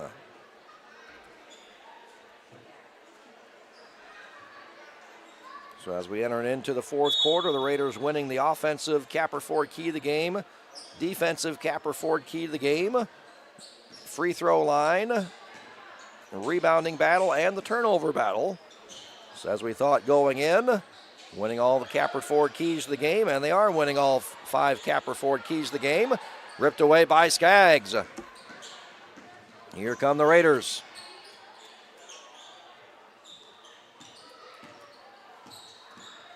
Skaggs on the drive, getting that left hand. She'll go to the free throw line.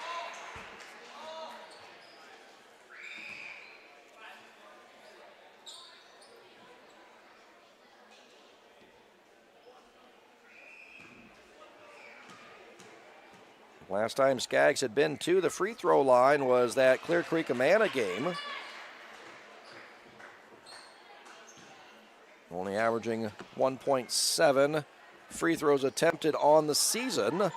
Second and third, going in for the offensive rebound. 3-point play, the reverse way is Zoe Allen. That takes her down to needing 2 points. The Raiders student section anticipating that.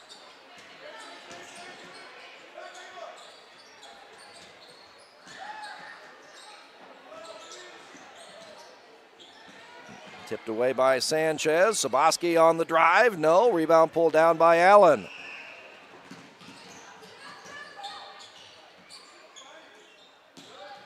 Skaggs kicks it out to Sanchez. Her three and long. Rebounded by Ava Hooker. Hit Sanchez in the lane. Kicks it out. Three. Skaggs. No. Rebound pulled down by Kroll. Kicks it out to Messinger. Here come the Demons. Long three by Long. No. Scramble on the floor. Skaggs comes away with it. Here comes Zoe Allen. Step through. Gets it to go. There's 1,000 points. She'll head to the free throw line for 1,001 potentially.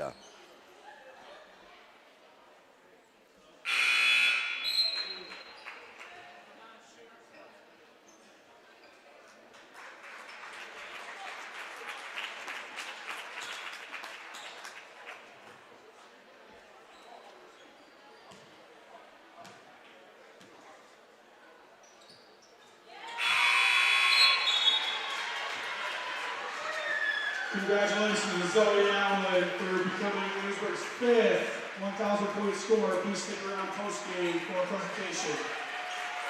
And there it is from Mr. Nathan King. He's got all the numbers. And Zoe Allen with now 17 points, needed 16. So unlike a running back in football that tops the 1,000-yard barrier and then loses yardage on the next play, Zoe Allen with the free throw, up to 1,001 points.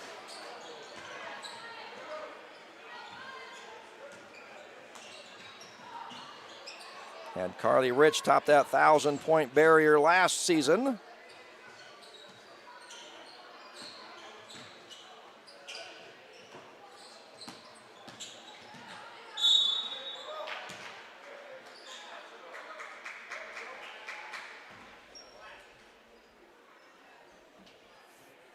Mackenzie Westcott with 1,094 points. Mackenzie Bigby, 1,105. Paige Greiner, the all-time leading scorer at 1,351.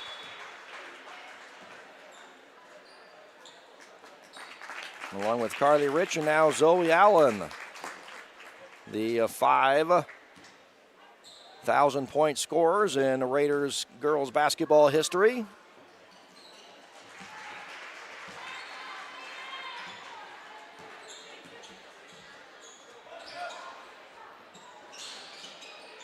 So we just hit the 35-point rule with those two free throws made by Ava Hooker. So continuous clock until the score gets underneath 25 points. Nice block by the 5'11" Reagan Miller. Taylor Mischk into the game for the first time for the Demons. Taken away by Becker. Here come the Raiders. Down low. Using the board the second time. Getting it to go is Sewer.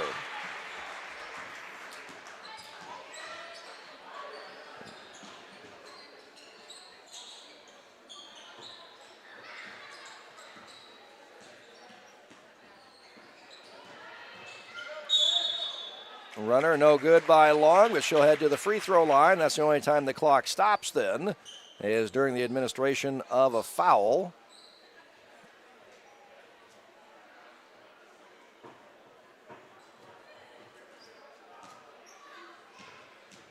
And Channing Becker picking up her first foul. Adeline Long back to the free throw line. Good rank fourth in the WAMAC in free throws made and free throws attempted. Shooting 64%. And these are her second and third free throws on the night. Splits the pair.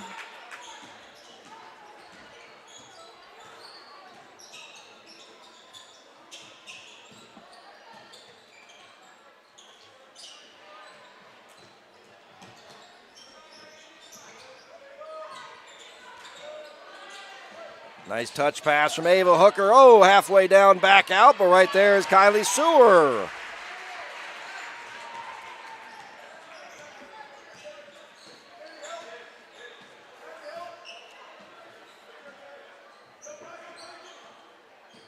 Kylie Sewer only 2 games all year where she had less than 2 offensive rebounds.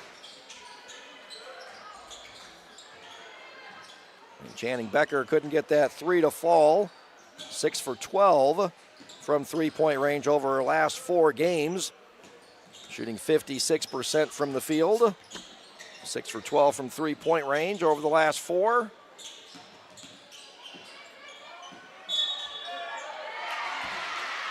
Sanchez gets that to go. Head to the free throw line for one more.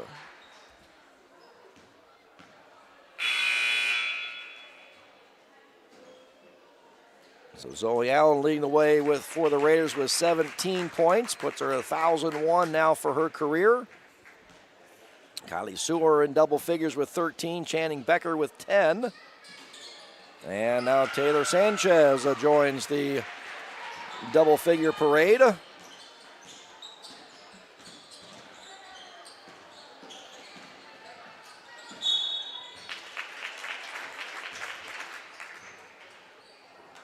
Emma Horak in the game for the first time for Washington. She'll head to the free throw line. These were her first free throws attempted on the season.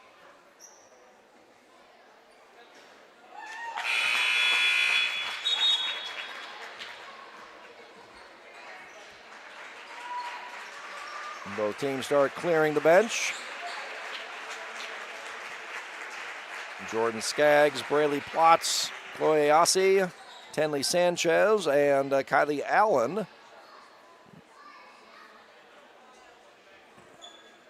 Five new Raiders on the floor.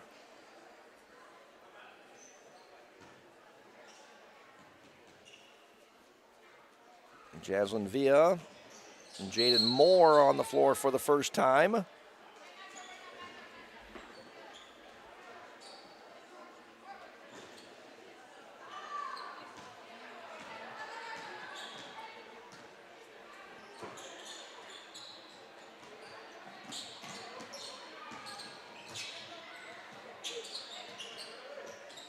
Hitting a cutting Plotz. Can't get it to go, but she'll get fouled and go to the free throw line. And Villa picks up the foul.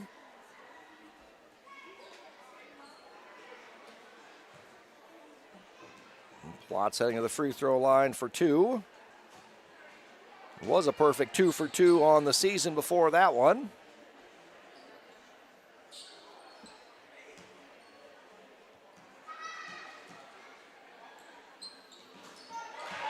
Gets that one to go.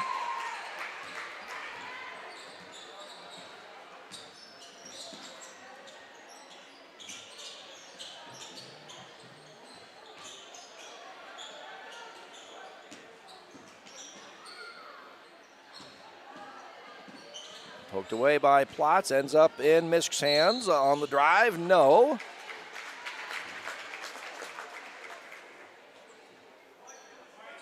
We're not really getting the benefit of the continuous clock when there's fouls being called all the time and people keep on heading to the free throw line. Now it's Taylor Misk going to the charity stripe. 2 for 4 on the season. Iris Dahl.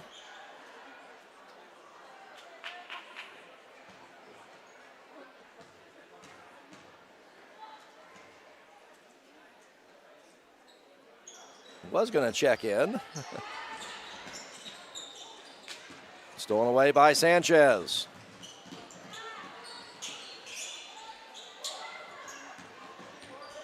Skaggs on the drive, a little too strong off glass.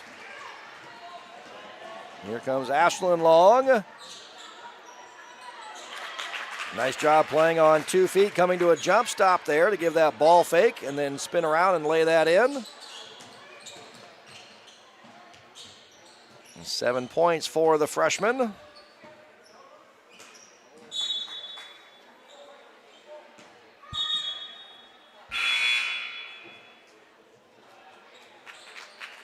Now Iris Dahl will check in along with Kinley Misk.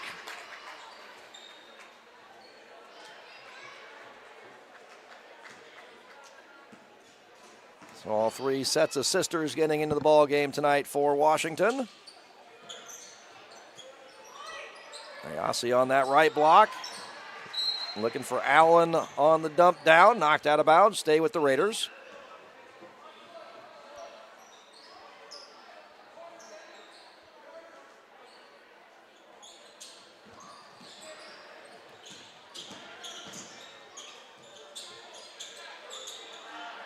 Five on the shot clock. Sanchez gets iron on it, and everybody stopped when they heard the buzzer go. Skaggs cleans it up. Get a tie up, going to stay with the Raiders. Everybody heard that horn go off for the shot clock, but the shot got off, so you keep on playing. And Jordan Skaggs did just that and gets an extra possession.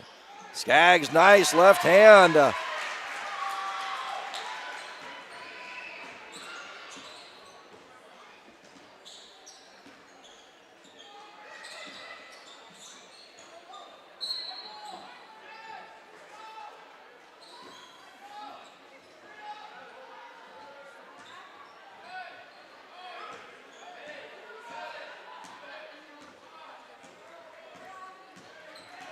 The Raiders with a season high in points here tonight, 70 points.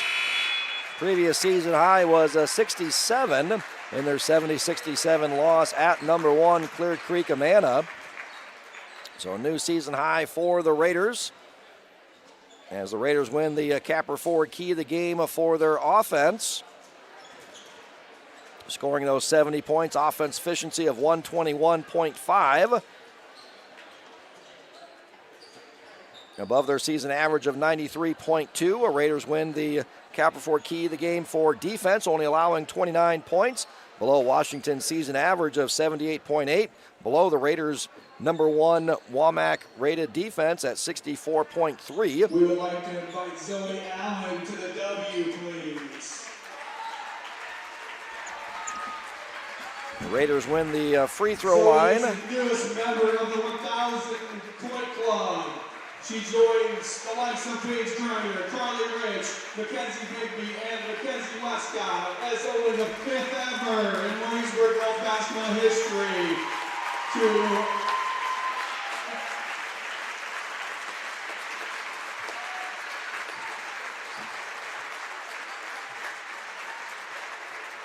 congratulations to Zoe on 1,000 points.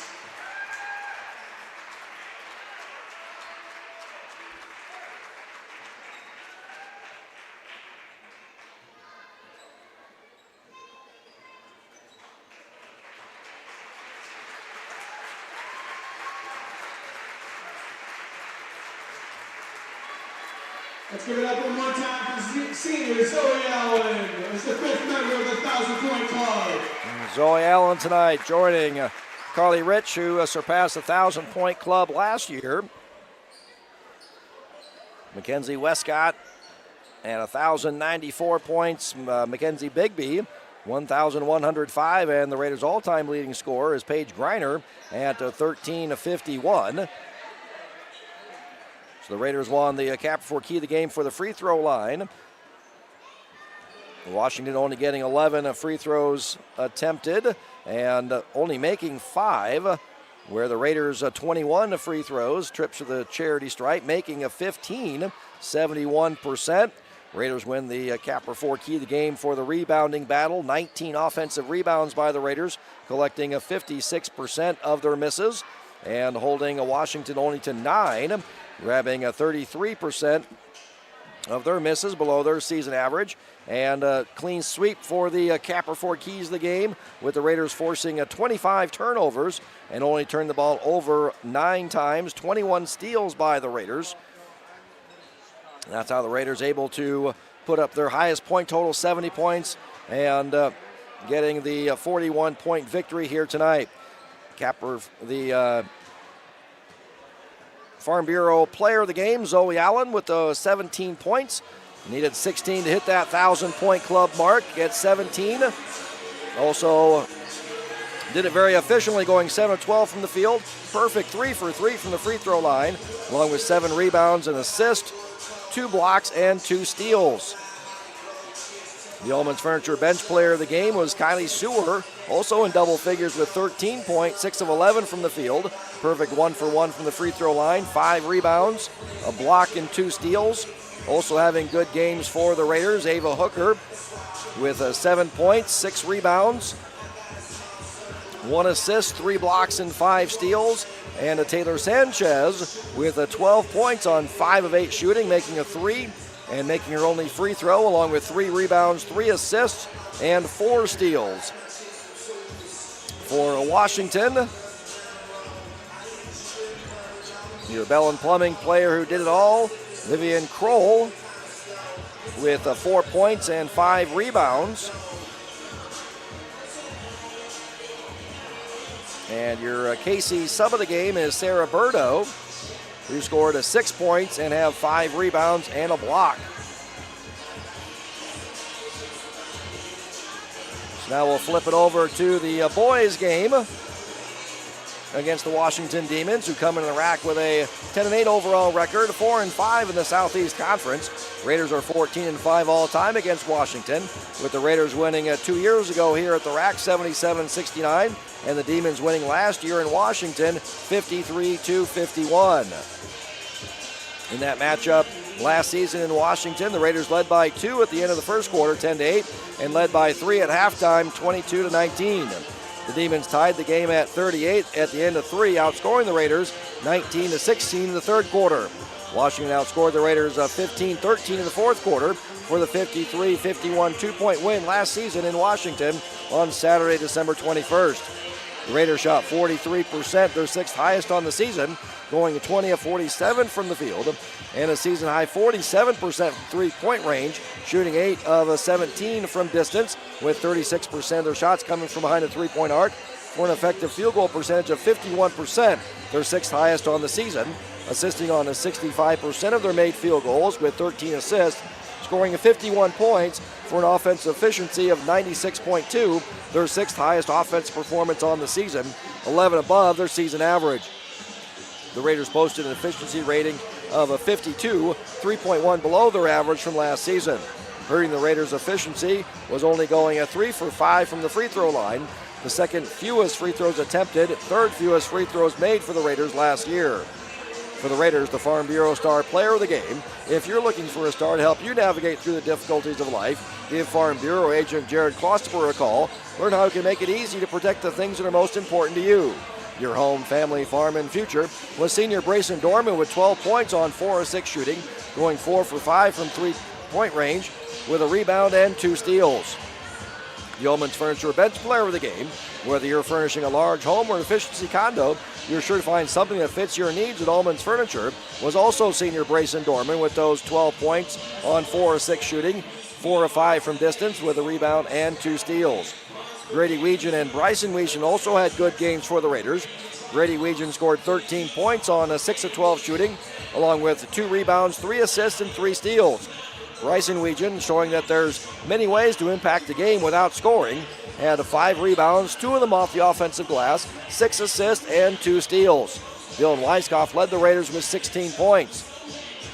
Washington shot 51%, the 4th highest allowed by the Raiders last season, going 18 of 35 from the field and 40% from three-point range, shooting 6 of 15 from distance, taking 43% of their shots from behind the three-point arc for an effective field goal percentage of 60%, the 4th highest allowed by the Raiders last year. Assisting on 67% of their made field goals with 12 assists, scoring 53 points for an offensive efficiency of 100, 14.1 above what the Raiders allowed their opponents. The Demons posted an efficiency rating of 63, 7.3 above what the Raiders allowed their opponents last season. The Bell and Plumbing player who did it all for Washington. Repairs and new installs. Bell and Plumbing, Heating, Construction does it all from start to finish. They have the experience it takes to get the job done right here in your backyard. Was Reagan Roth with 10 points on 4 of 5 shooting and a perfect 2 for 2 from the free throw line, along with 6 rebounds and 2 steals. The KC sub of the game. KC's, the pizza place that sells gas and subs too. for the Demons was Cale Williams with 9 points on a 2 of 3 shooting, making a 3 and going a perfect 4 for 4 from the charity stripe, along with a rebound and an assist. Logan McDowell and Nick Stone also had good games for Washington. Logan McDowell scored 11 points, going a 2 for 4 from distance and 3 for 4 from the free throw line, along with 3 rebounds, 2 of them offensive, 6 assists, and 2 steals. Nick Stone scored a team-high 12 points on 4 of 8 shooting, going 3 for 7 from behind the three-point arc and making a free throw, along with 4 rebounds and 2 steals. The Raiders' last game was in Van Horn against the Benton Bobcats on Friday night, losing to the Bobcats 63-53. The Raiders trailed by 9 at the end of the first quarter, 14-5, and by 14 at halftime, 33-19.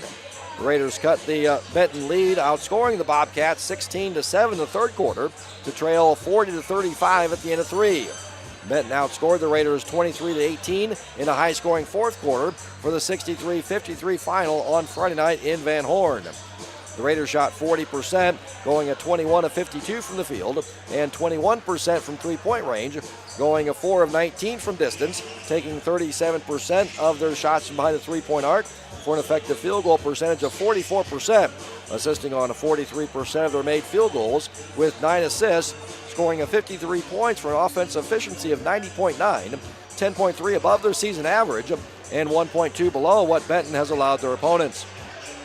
The Raiders posted an efficiency rating of 51, 3.5 above their season average, and 7.6 below what the Bobcats have allowed their opponents on the season. The Farm Bureau star player of the game were seniors Dylan Weiskopf and Grady Weegan. Dylan Weiskopf had a team-high 11 points, making 5 field goals and a free throw, along with 6 rebounds, 4 of them offensive, an assist, and 2 steals. Grady Weegan scored 8 points, had 7 rebounds, 2 assists, a steal, and a block. The Yeoman's Furniture bench player of the game was a junior Noah Banos with 10 points off the bench on 4 of 5 shooting, making a 3 and a free throw, along with 1 rebound. Benton shot 41%, 19 of 46 from the field, and 30% from three-point range, going 8 of 27 from distance, taking a 59% of their shots from behind the three-point arc for an effective field goal percentage of 50%, assisting on 84% of their made field goals with 16 assists, scoring 63 points for an offense efficiency of 108, 1.3 above their season average, and 5.3 above what the Raiders have allowed their opponents. The Bobcats post an efficiency rating of 73, 15.9 above their season average, and 0.7 above what the Raiders have allowed their opponents on the season. For Benton, the Bell and Plumbing player who did it all was a senior Eli Patterson, posting a double-double with 11 points on a 3 of 5 shooting and 5 for 8 from the free throw line, along with 11 rebounds, 4 assists, 1 steal, and 5 blocks. The KC sub of the game for the Bobcats was junior Caleb Hayden with 11 points, 5 rebounds, 2 assists, 3 steals, and a block. Brooks Mitchell-Birdsell and Carson Pickering also had good games for the Bobcats. Brooks Mitchell-Birdsell scored 14 points on 5 of 8 shooting and 2 for 4 from distance, and a perfect 2 for 2 from the free throw line, along with 4 rebounds and 2 assists. Carson Pickering scored a game-high 17 points on 6 of 13 shooting, 4 for 10 from three-point range, and made his only free throw, along with 2 rebounds and an assist.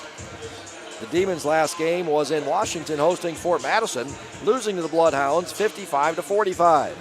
Fort Madison jumped out to a 4-point lead at the end of the first quarter, 15-11. Washington cut that lead in half, outscoring the Bloodhounds 8-6 in the second quarter for a 2-point Fort Madison halftime lead, 21-19. The Demons cut the Bloodhounds lead to 1, 34-33, outscoring Fort Madison 14-13 in the third quarter.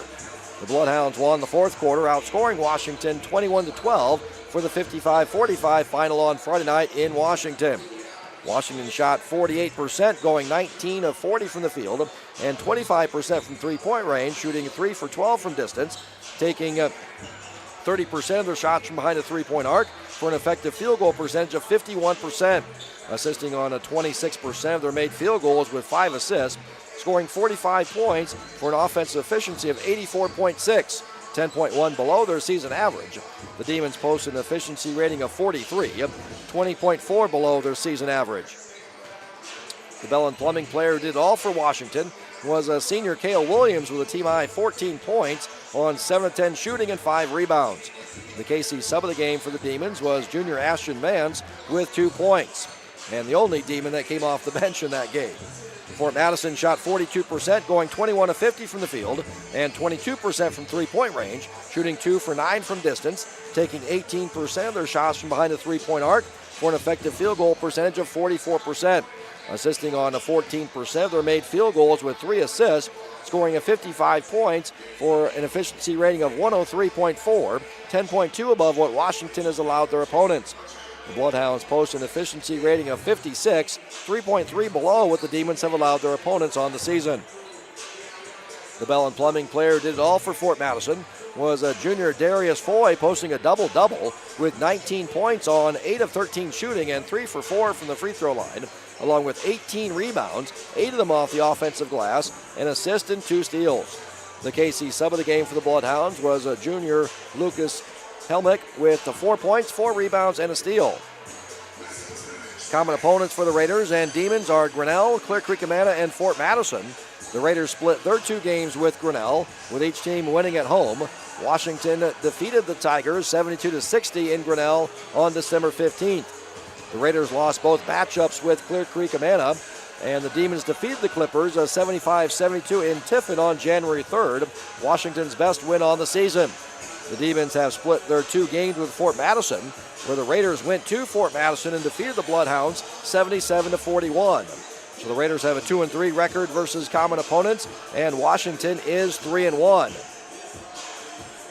Let's take a look at the Capper Ford keys to the game. Find the perfect vehicle for your lifestyle at Capper Ford. See for yourself the Capper experience.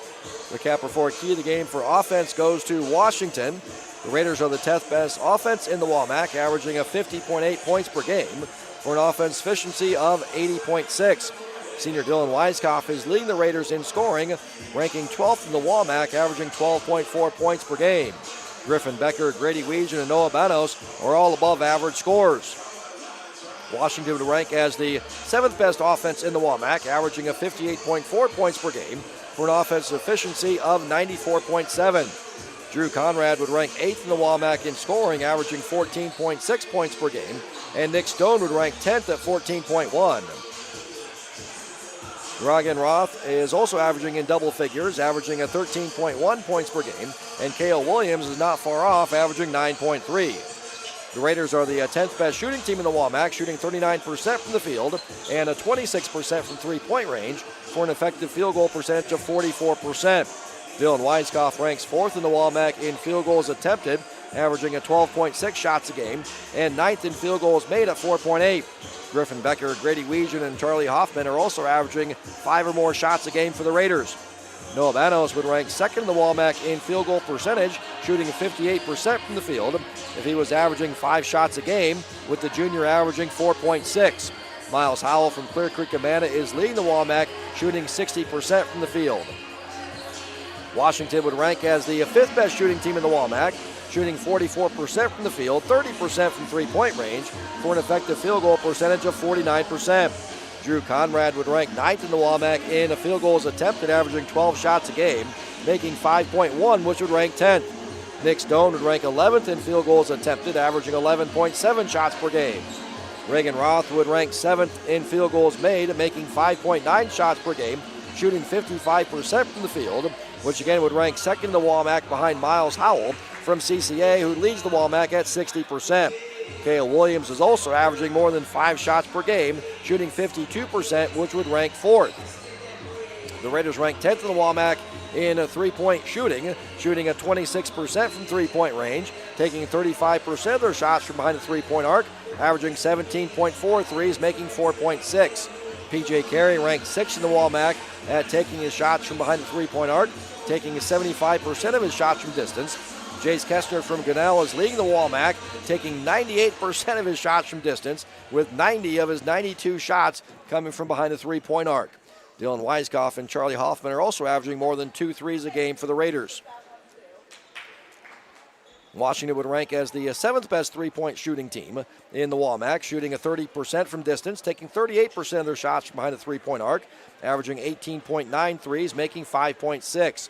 Nick Stone would rank 2nd in the WAMAC in three-pointers attempted, averaging 8.2 threes per game, and 3rd in three-pointers made, making 2.8, taking 70% of his shots from behind the three-point arc, which would rank 9th. Tate Griner would rank 7th in taking his shots from distance, taking 72% of his shots from behind a three-point arc, averaging 3.4 threes, making 1.1. Drew Conrad is also averaging more than 2 threes per game for the Demons. So the Capperford keys the game for the rebounding battle goes to the Raiders. Capperford keys the game for offense, defense, the free throw line, and the turnover battle goes to Washington. So let's see if the Raiders can dominate the boards to get those extra scoring opportunities like we saw the girls doing in our first game, drawing fouls and getting to the free throw line, and pick up the Williamsburg dub here at the rack tonight. So let's send it down to PA announcer Nathan King for the starting lineups, sponsored by the Sundown. If you're looking for starters, a main course, or good beverages, stop on down to the Sundown. No matter when you'll visit, you'll enjoy great food and great company. Visit the Sundown Bar and Grill today to see what all the hype is about. Assisted by Mason Quigley, Kelly Williams, and Shannon Rudd.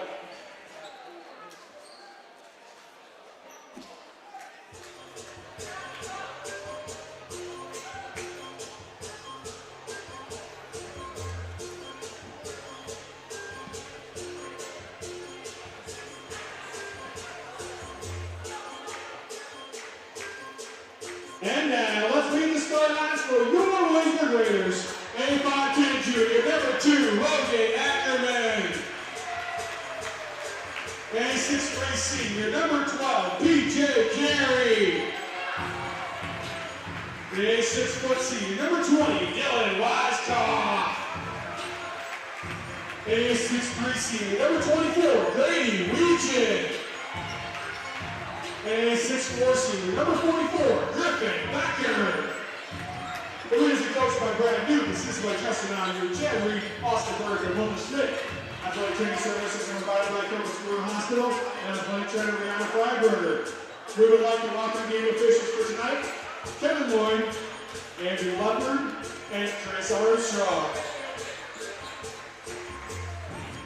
The national anthem was sung before the girls' game, so let's play basketball.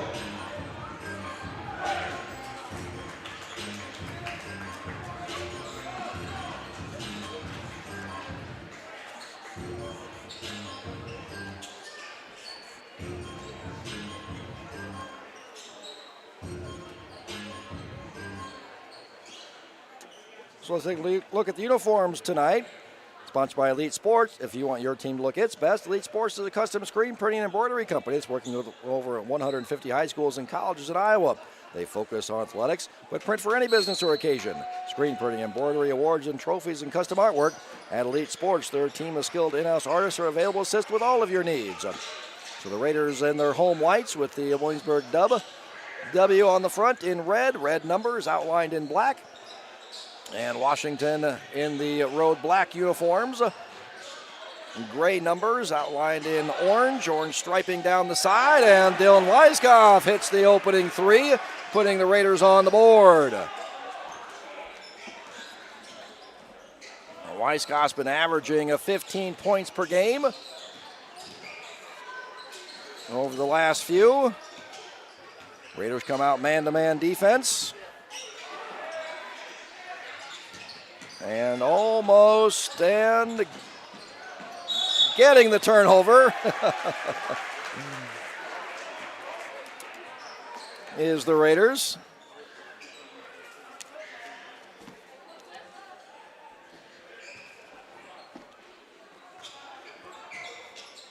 Washington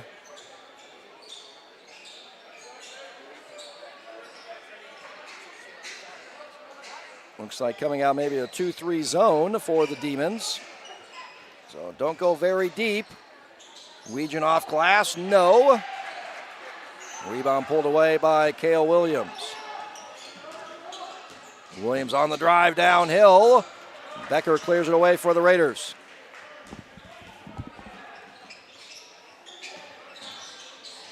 Ackerman kicks it out to Weiskopf. And gets that off glass, good. Raiders run out to a 5-0 lead. Raiders fell behind in that first quarter in their last game.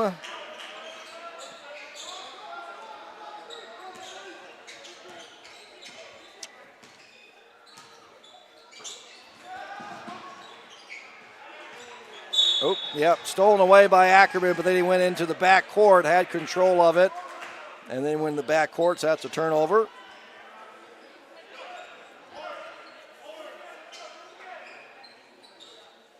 So Weiskopf hit that three to open up the scoring.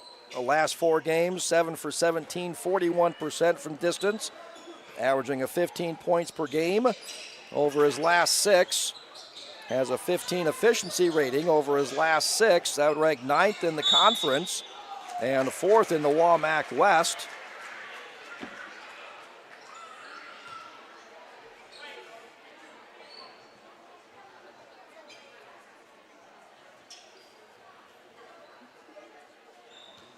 So Caperford key the game for the free throw line goes to Washington. They get to the free throw line at a slightly higher rate than the Raiders.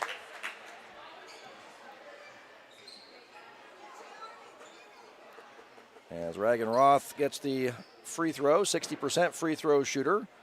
Averages just under 3 free throws per game, 2.8.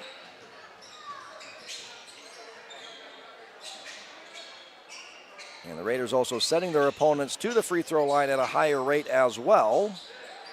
We'll see if the Raiders can take advantage on the boards and draw some extra fouls and turn that Caperford key of the game the Raiders' way and earn a Williamsburg dub here tonight like the girls did in our first matchup.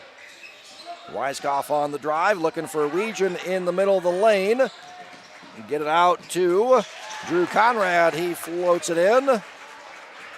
Cuts the Raider lead down to 2. Traveling violation on Weegan. So at least that's a dead ball turnover, where the previous turnover on the steal that let Washington get out into that open court and the easy layup. Now Washington has to go up against the Raider defense. Poked away by Weiskopf. Weiskopf flying down, gets into the lane, lost control, taken away by Washington. Roth poked away by Weiskopf. 2-on-1. Spinning in the lane, fouled by Stone. So that'll be the first foul on Washington. And there's a not on the act of shooting, on the spin there by Weiskopf, as Cale Steckley checks in for our first substitution. He'll trigger in baseline out of bounds. Gets it into Griffin Becker.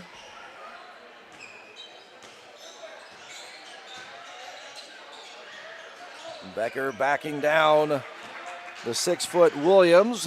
The 6'4" Becker using that height and size. Unable to get the jump hook to fall. 3 by Stone is good. That's what he does. And Washington takes their first lead 6-5. Well, Nick Stone, 70% of his shots from distance, shooting a 35% from behind the three-point arc. Averaging over 8 threes per game.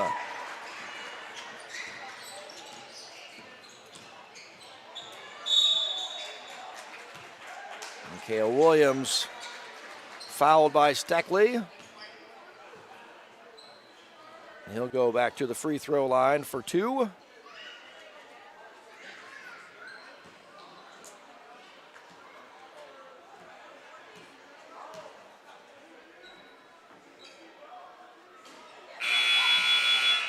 Williams, 70% free throw shooter, averages 1.8 free throws per game.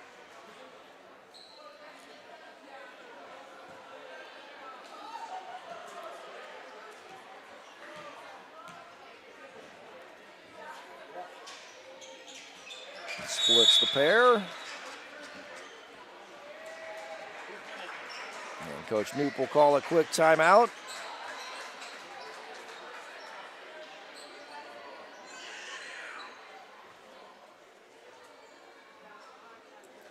So 4 early turnovers by Washington and 5 early turnovers by the Raiders. So Raiders have been able to hold on to the ball, 2 for 4 from the field, and that three-pointer by Weiskopf.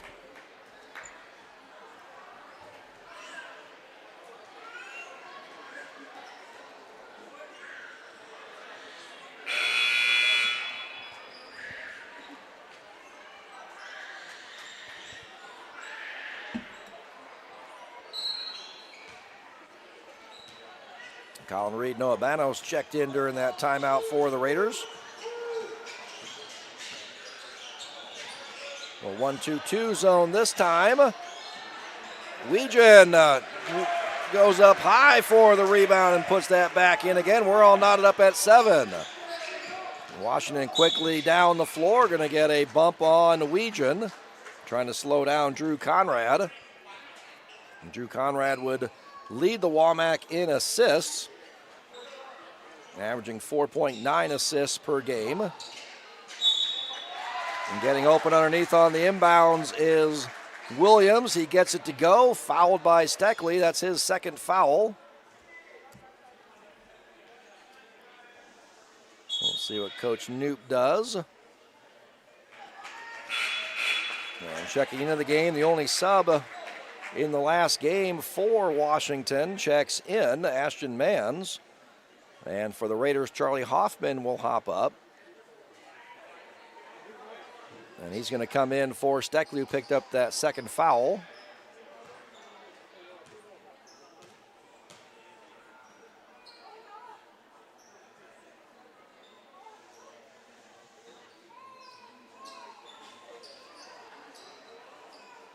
So Washington only going 6 deep in their last game. We'll see if that depth advantage for the Raiders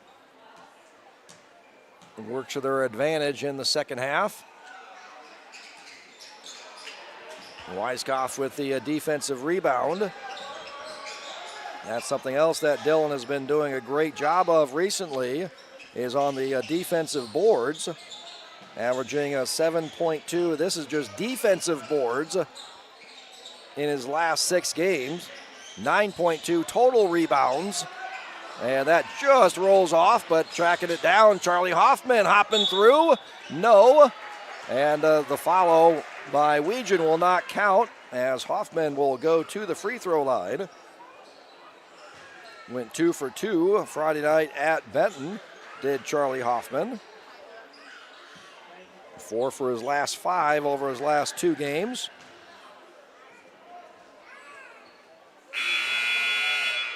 Didn't take a free throw in his first 8 games, then goes 5 for 10 against Marion.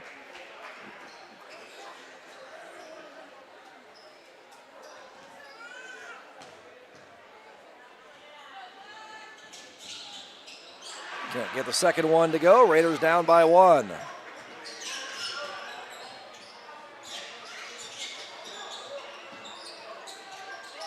Raiders man-to-man defense, stepping through. Roth with the layup.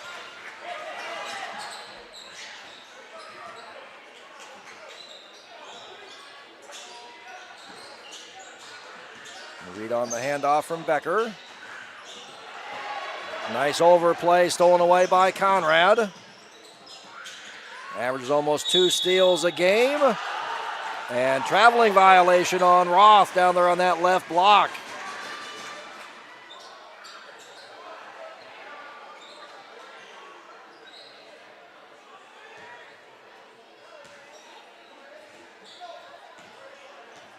Raiders a chance to tie with a 3.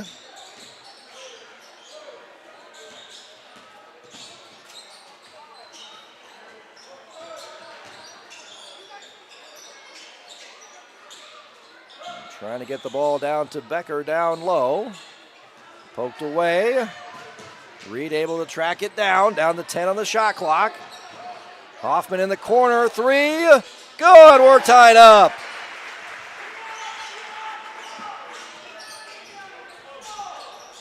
First made 3 for Hoffman since South Tama.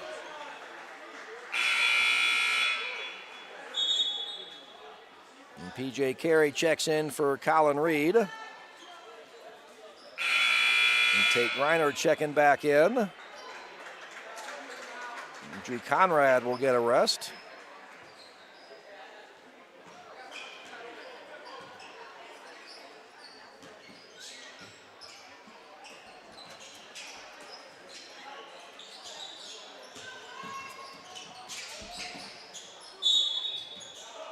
Going to get a reach in on the Raiders. That'll be the 5th team foul on the Raiders. That'll send Stone to the free throw line. And Nick Stone does most of his damage from behind the three-point arc. Still gets to the free throw line for almost 3 free throws attempted per game. 69% free throw shooter as that just rims out. Grady Weegan checks in for Dylan Weiskopf. He gets his first break. That'll probably last all of about 1 minute and 30 seconds.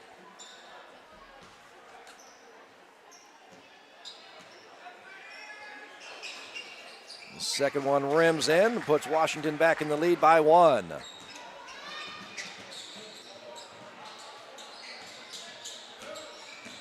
PJ Carey on the drive, looking down low for Becker, poked away. And here comes Mans.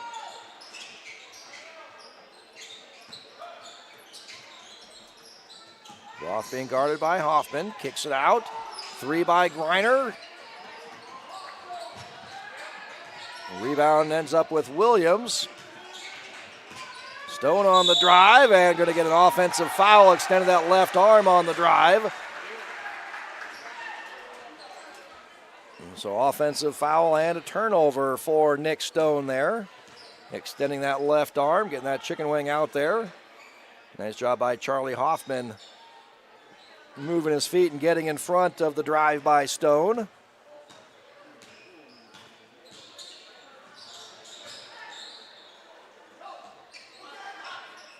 PJ Carey for 3. Rebound out of bounds off the Raiders. Washington's ball. 48 seconds left in the first quarter.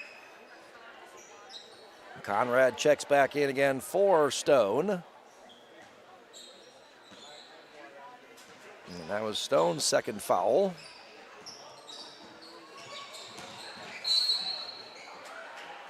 And reach in foul on Hoffman. That's going to send Roth back to the free throw line.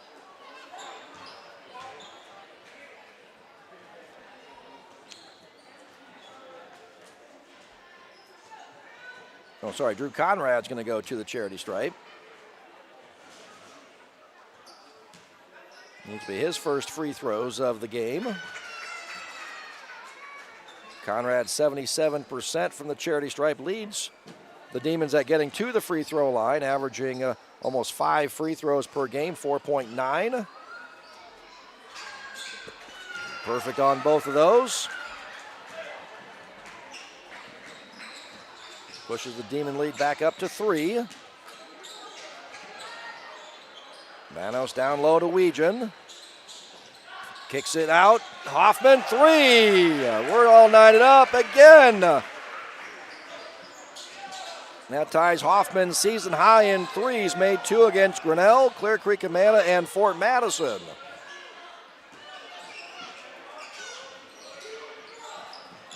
Down to 10. Conrad.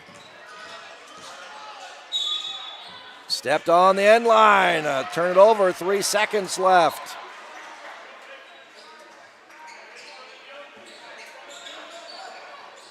Hoffman will trigger in, baseline out of bounds. Gets it to PJ Carey, going to that right hand, and gets to the midcourt stripe.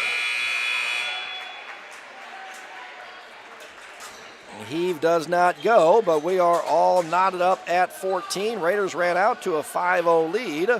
Then a 7-0 run by Washington to lead by 2, 7-5, and then back and forth we went. Tied at 7, tied at 11, and now tied at 14. So Washington shoots 4 for 6 in that quarter, 1 for 2 from three-point range. It was the free throw line, with the Demons going 5 for 9 from the charity stripe.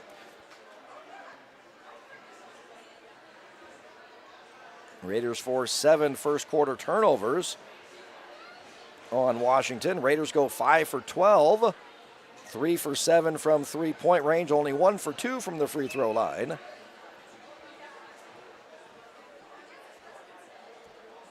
And the Raiders turn the ball over 6 times.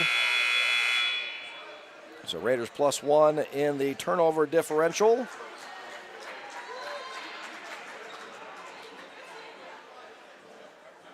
+6 in the field goals attempted, with Washington getting to the free throw line for 9 free throws attempted compared to only 2 for the Raiders.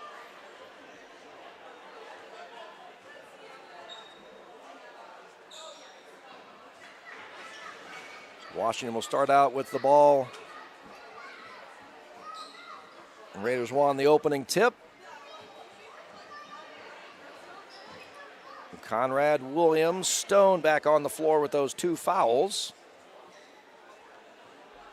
Griner and Mans, the 5 on the floor for Washington.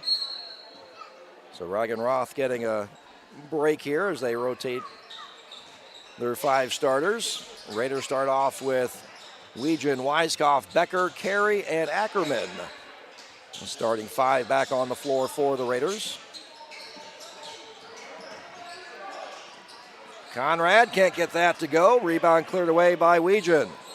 Raiders a chance to take their lead. Last lead they had was 5-3.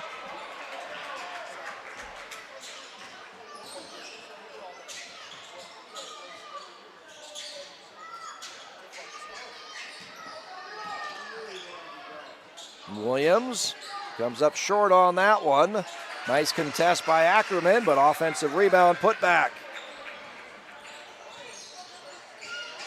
Cale Williams with the putback. Down low to Becker. He's triple teamed down there. Kicks it out to P.J. Carey. Nice inside-outside action. Raiders have the lead, a 17-16. First lead since they led 5-3.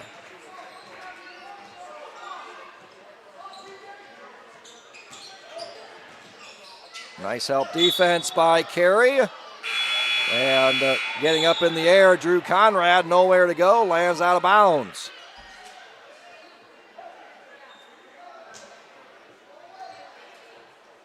Raiders up 1, looking to add on.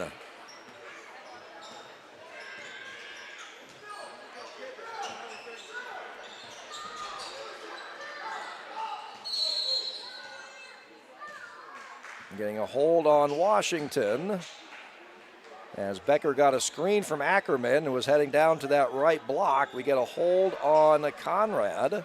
That's his first personal foul, first team foul on Washington in the second quarter. Oh, Ackerman hands it off to P.J. Carey, trying to run that quick action for that 3 in that short corner. But Carey had not established himself in bounds yet, as he got that handoff. But Washington hands it right back.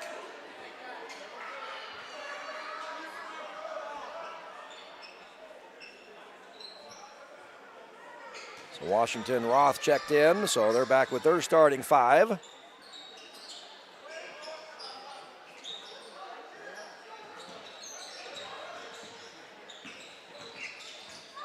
Griffin Becker, mid-range jumper is long. Rebound. Making the cardinal sin of saving it underneath your own basket. That ends up in the hands of Dylan Weiskopf. He heads right to the basket, gets fouled. He'll head to the free throw line. That foul is on Cale Williams. That's his first, second team foul. And Weiskopf takes advantage, hits the first. So that's what the Raiders need to do here tonight, get those offensive rebounds, get those extra opportunities. Maybe that leads to foul shots. As Weiskopf hits both of those, leading the Raiders now with 7 points. His first 2 points since starting off the game with the first 5. Roth being guarded by Ackerman. Long 3 straight on by Conrad is good. And we're all tied up at 19.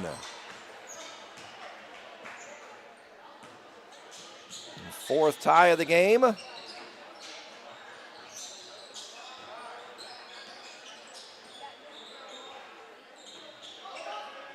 Carey, left corner 3.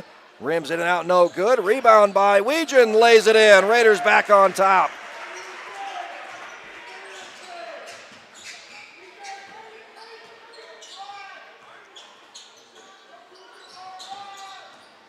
Williams on the drive. Nice help defense by Ackerman. Roth. Yep, shuffled the feet. Steckley and Banos check in. Ackerman and Carey will head to the bench.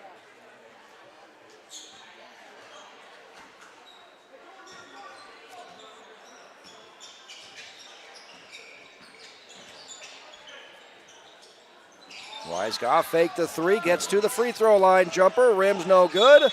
Nice job by Steckley battling for that rebound. That forced Conrad just to knock it out of bounds.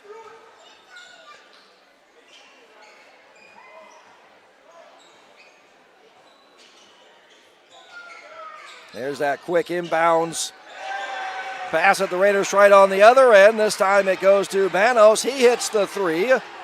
And Raiders tying their largest lead of 5 points. You're going to get the reach on Weiskopf there on the drive by Conrad.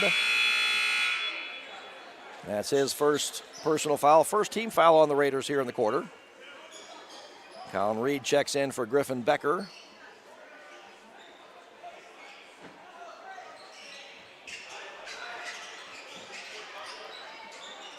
Send it out long to Williams, being guarded by Steckley. Nice job of Steckley walling off. Poked away by Steckley on the drive. Conrad may have taken a finger in the eye. Weiskopf takes advantage and lays it in. The largest Raider lead of 7.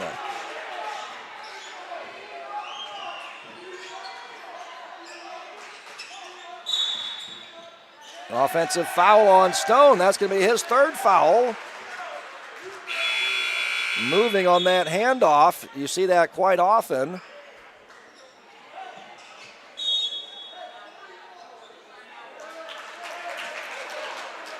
On that motion out top, and you come over and hand it off, but you're still moving, and then you're setting that screen coming into contact with the defender. And Nick Stone picks up his third personal foul. Stone second on the team in scoring, averaging a 14.1 points per game, and the number one three-point shooter, averaging over 8 threes per game. 70% of his shots come from distance. So that leaves Tate Griner and Drew Conrad, the top three-point shooters now for Washington, out there on the floor. So we'll see if the Raiders can take advantage and build up a lead here before halftime. Currently leading by 7. 7-0 run here by the Raiders. It was tied at 19. After the three by Conrad to tie it up.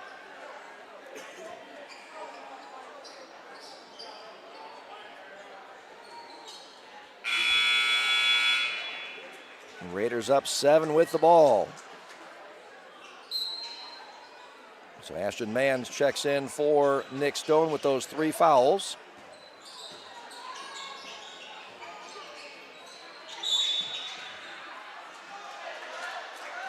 Almost stolen away by Conrad, but it'll stay with the Raiders. 4 to go in the half, 27 on the shot clock. Legion triggers it into Weiskopf. Get a switch onto Griner.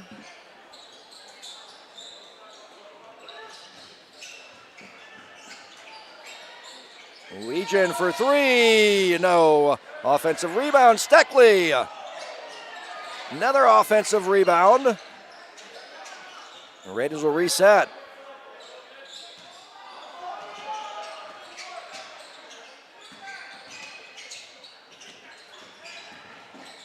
Banos on the drive. Rebound tip. Collected by Reed. Another opportunity for the Raiders.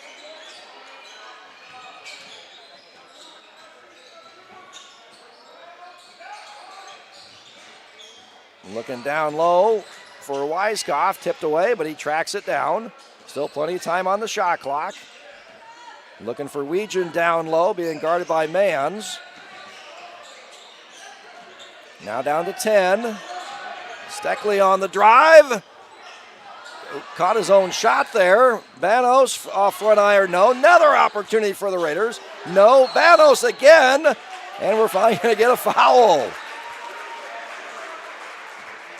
How many shot opportunities was that for the Raiders on this possession? Fourth team foul and second personal on Mans. So Raiders in the bonus for the final 2:47. If you're going to get those extra opportunities, you got to convert one of them. Looking for Weegan in that lob in the middle, a little bit too tall, but he tracks it down. Reset of the shot clock. Becker and Hoffman check back in. Hoffman for three. And that's his third three, a new season high for Charlie Hoffman from three-point range. That gives the Raiders a 10-point lead, 29-19. Williams gives up his dribble, stolen away by Reed. Steckley's got Hoffman running with him. Steckley lays it in. 31-19, Raiders lead by 12.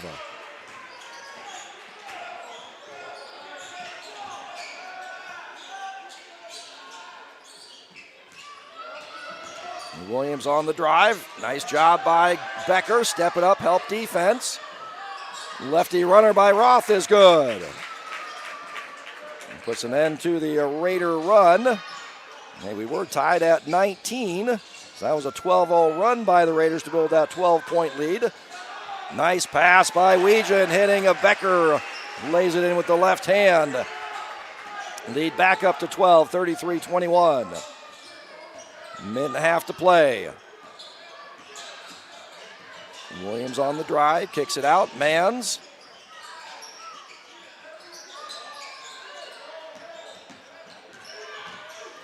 Williams going to get the bump by Becker and get it to go.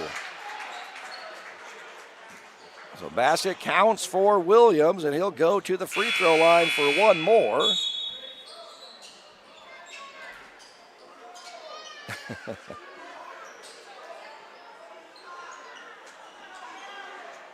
Ackerman, Weiskopf, and Banos check in for the Raiders.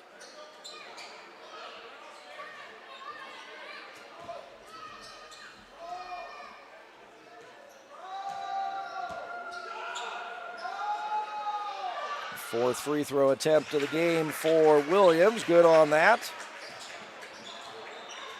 Cuts the Raider lead down to 9.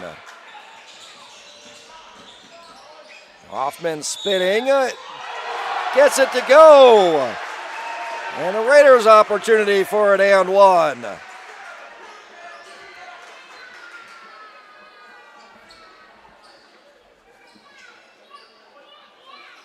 Third foul on Mans.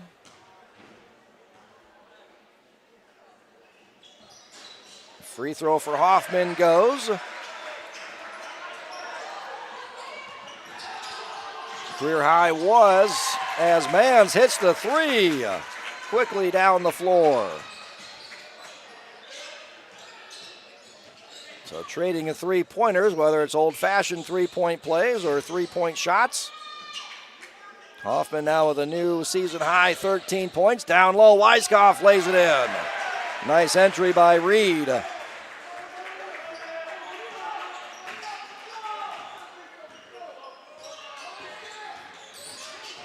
Conrad lost the dribble on the drive. See what the Raiders do here. Hoffman, he'll shoot for three. He hits again. 4 three-pointer made by Charlie Hoffman. Career high was 10 points against Marion. Now has 16.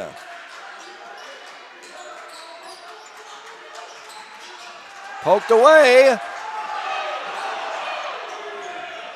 Weiskopf will take the three. Put back, no. That's after the buzzer by Colin Reed.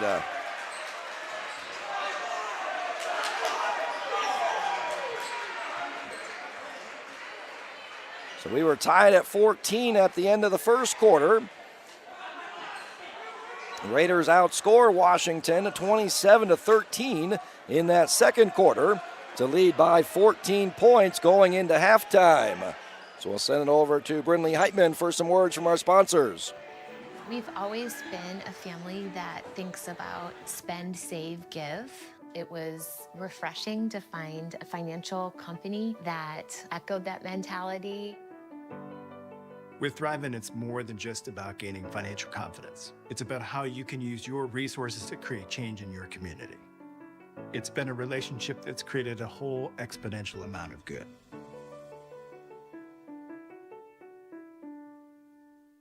At Southeast Iowa Insurance, we're proud to call Williamsburg home. We're your neighbors, your friends, and your trusted insurance advisors.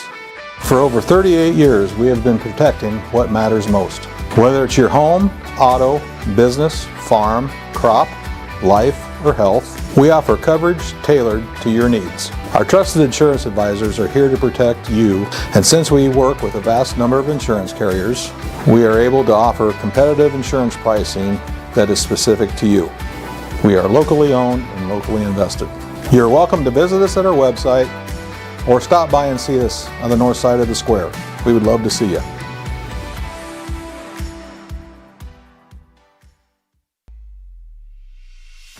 Traditional seed meters need continual adjustment to plant accurately, which leads to skips, doubles, and ultimately lost yield. V-set seed meters singulate seeds accurately without any adjustments, resulting in perfect seed placement throughout your field. Contact your local precision planting dealer today.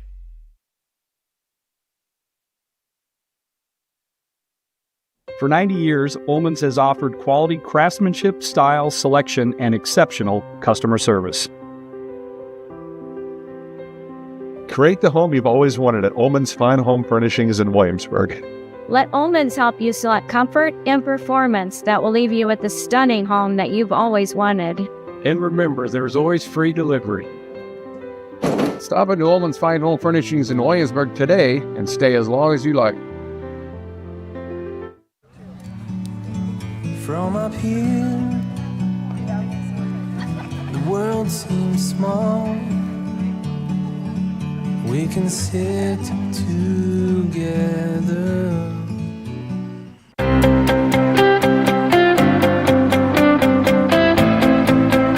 We know your home deserves reliable care from people who treat it like their own.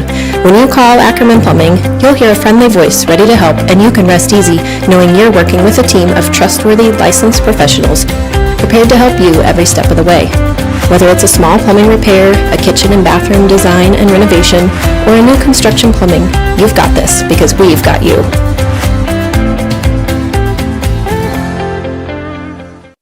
Unbelievable amount of devastation. I've never seen anything like it. We had a beautiful barn that was gone in 20 minutes. Farm Bureau stepped up right away and said, hey, we got you and we'll be there for you. We were taken care of. Now we could get on to repairing and rebuilding. I tell everybody about Farm Bureau.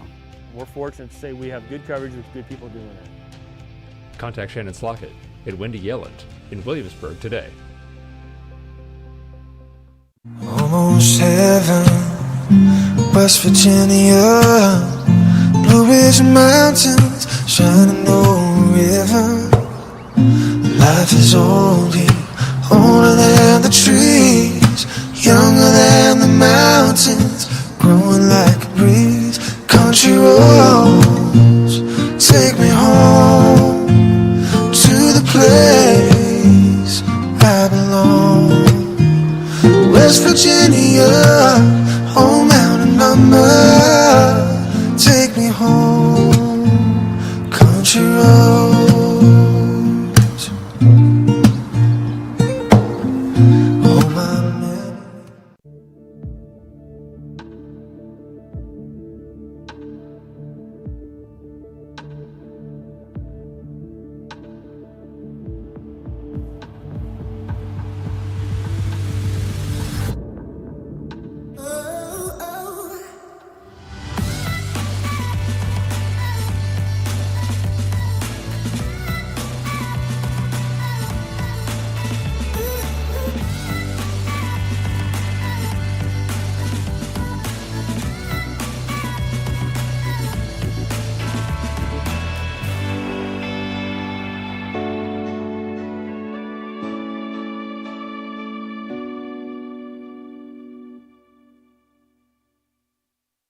Well, we had our first baby. It is beautiful or handsome. Oh, it's a boy. We're interested in life insurance. And we bought a bigger car. Bigger car.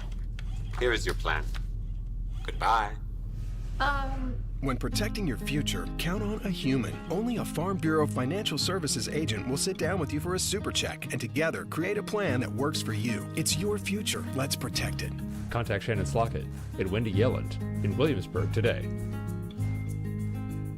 Pain, hands, feet, it comes and goes. Neuropathy, pain strikes, and another drug or surgery just won't do. At least talk to Agape Chiropractic Laser Clinic for a consultation. It won't cost a dime. Agape has the only FDA-approved Class 4 therapeutic laser that just might be your answer. No drugs, no surgeries. Worth a call? Agape Chiropractic Laser Clinic. Call for a free consultation and start feeling better without drugs or surgery. Every home has a story, and for us, it's about the excitement on a young couple's face when they get the keys to their first home, or the happiness of watching a growing family purchase a home with a bigger backyard for their kids to roam. It's about the attention to detail of a new build and long-time dream finally taking off. And it's about the satisfaction of making the home buying process simple and smooth for a family looking to get back to their roots in the country. Apply in person or through the FTSB Mortgage Express app and let us help start your story. Come see us. There are places where people truly value relationships, where distance is measured in acres, and all roads lead to families on one mission: to provide for their loved ones, their community, and the world. That's where you'll find us. Generation after generation. Farm Bureau Financial Services. It's your future. Let's protect it. Contact the Klosterbauer Agency in Williamsburg today. Bellin Construction, Plumbing, Heating, and Air Conditioning has been a proud Raider supporter for over 30 years. Our family-owned and operated business also takes pride in serving the Williamsburg area and surrounding communities. Whether you need us for new construction, remodels, plumbing service calls, or HVAC replacements, we have the experience it takes to get the job done right.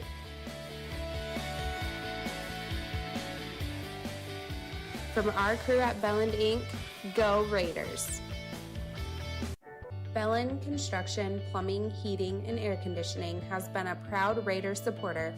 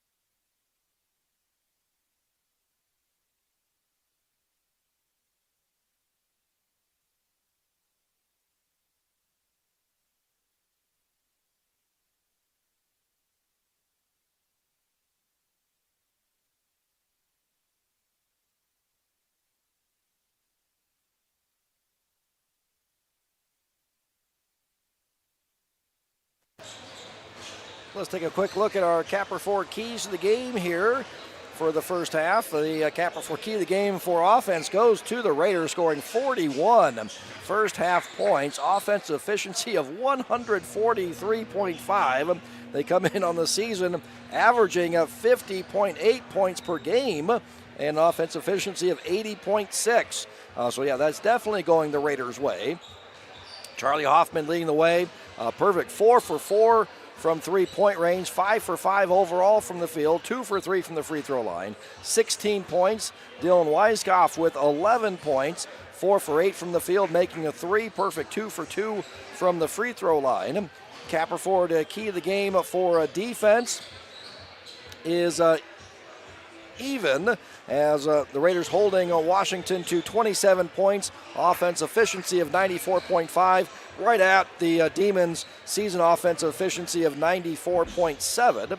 Capper Ford key of the game for the free throw line. Washington going 6 for 10. Raiders 4 for 5, so that's going the Demons' way like we thought. Capper Ford key of the game for the rebounding battle goes the Raiders' way. 10 offensive rebounds, about 10 of them on one possession. 5 doubling up the Demons on the offensive glass, and that's what's giving the Raiders those extra shots. The Raiders 15 for 30, 50% on the quarter. Washington shooting 70% from the field, but only 9 for 13. Not getting many shots because they're getting to the free throw line for one reason. Also, the Raiders winning the Capper Ford key of the game for the turnover battle, forcing a 15 first half turnovers. Washington averages 14.4 per game and turn it over 15 times. So that's how the Raiders getting those extra shot opportunities and taking advantage, shooting 50% from the field to build the 14-point halftime lead. And the Raiders with the first possession of the second half. Gets it down to Becker, double teamed, and going to get a foul. Going to call that on Stone. That's his fourth. So Stone and Griner are both there. Stone picks up the foul. That's his fourth personal, and Coach Stark doesn't do anything, leaves him out there. High inbounds pass to Weegan, off glass, lays it in. Largest Raider lead of 16 points. Stone into the lane, lays it in.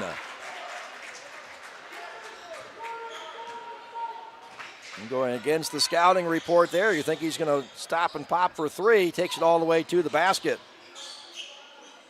Keeping that defense honest.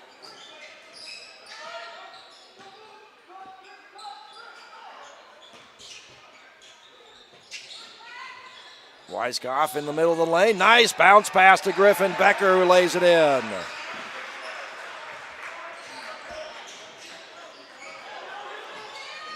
Williams on the drive. Nice help defense. Stopping the drive by Williams by Becker. Washington will reset. Becker now trying to stop Conrad. Finds a cutting Roth. Kicks it out. Griner for three is good. And Stone and Griner and Conrad are the ones that shoot it from three-point range. Griner 31%, 72% of his shots come from distance. Looking for a cutting Weiskopf, stolen away by Williams. He'll go coast to coast and lay that in.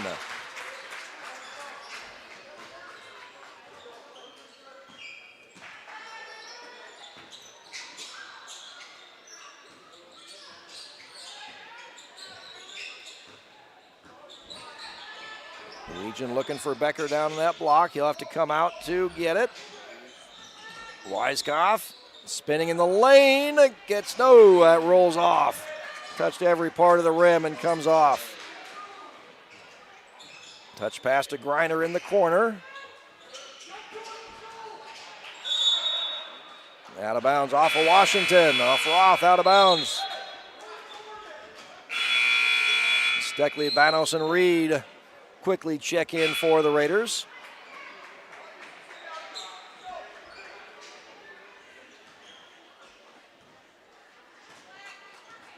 Weegan and Weiskopf stay on the floor from the starting five. Banos on the drive, skips right to the basket.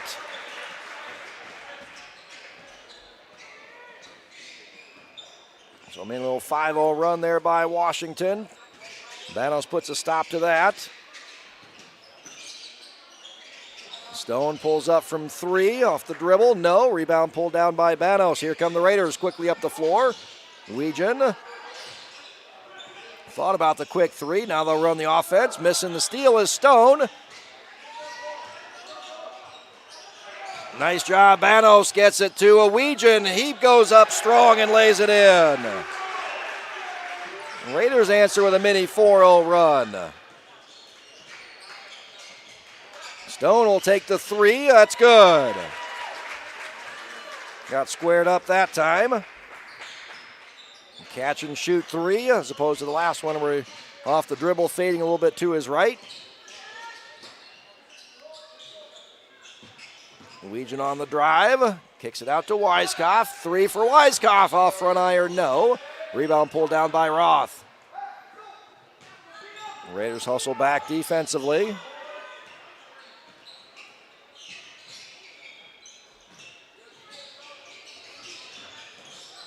Roth on the drive, lays it up and in.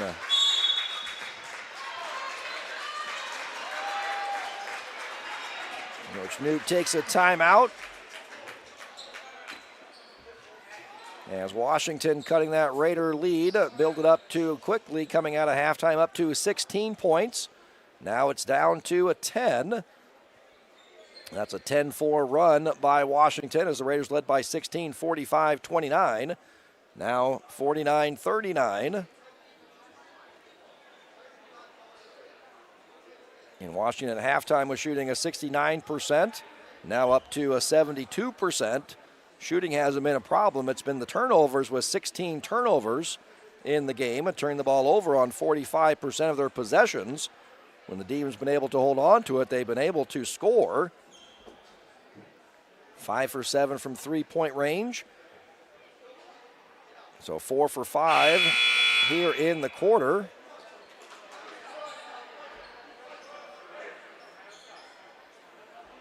To cut into that Raider lead.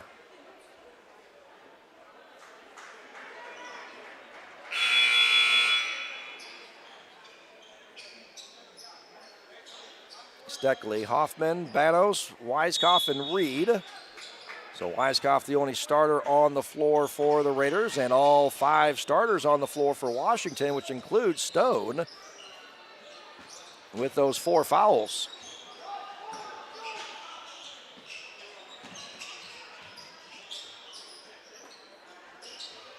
Manos open in the right wing for 3, no. Rebound by Hoffman, spins, kicks it out to Weiskopf. He spins, gets that left block, that just rolls off. Offensive rebound by Reed, stolen away on the kick out by Stone. And he lays it in. Raider lead down to 8, closest Washington has been since they were down 7, 26-19 midway through the second quarter.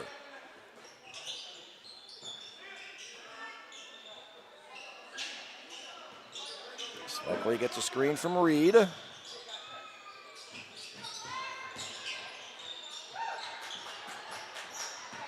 Hoffman into the lane, runner, off glass, good. The sophomore that keeps on adding to that career high. Now 18 points. Previous high was 10 against Marion. Almost stolen away by Bano. Stop and pop 3 is good by Stone. Leads down to 7. Closest Washington's been since the Raiders were up by 7, 26-9. Nice entry by Banos to Reed. He lays it in.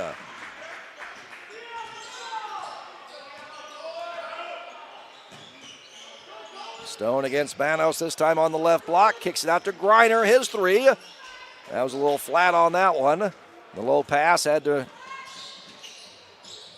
go down low to grab that. Again, down to Reed, this time on the right block. He gets that to go. And a foul on Griner. Griner says, I was straight up. No, you were not. And Colin Reed will go to the charity stripe for the and 1 as the Raiders go on a mini 4-0 run after the 3 by Stone. Cut it down to 7. And Ashton Mans will check in for Griner. Just his first personal.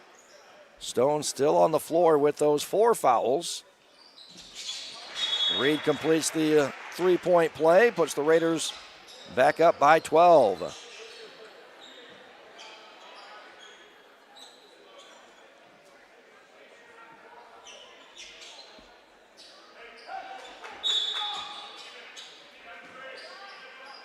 Under 2 to play here in the third quarter.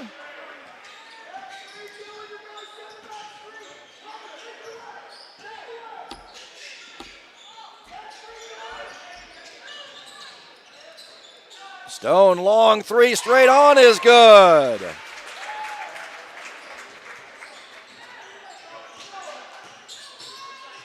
Stone all the way up to 17 points all of a sudden. Stolen away by Conrad. Gets bumped by Steckley. Unable to get the up and under layup to go. So Conrad back to the free throw line.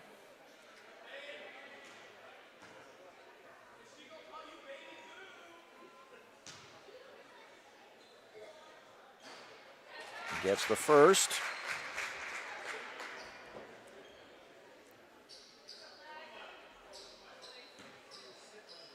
Third foul on Steckley. And perfect on both of those. Raider lead back down to 7.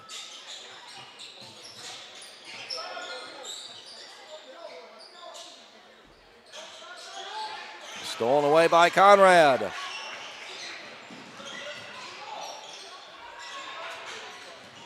Stone saves it. Up and under, a little bit too strong.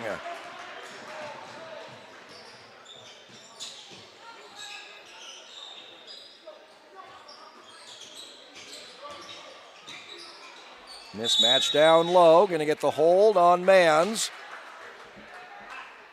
As Stone and Mans switch, that put Colin Reed at 6'4" on the 5'11" Mans. And Tate Greiner will check in. Coming in for Mans. And Stone stays on the floor with those 4 personal fouls.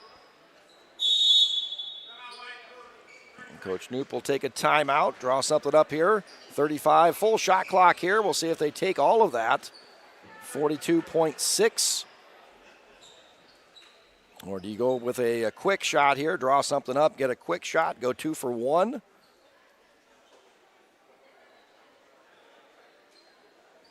So Mans with 4 fouls and Stone with 4 fouls for Washington.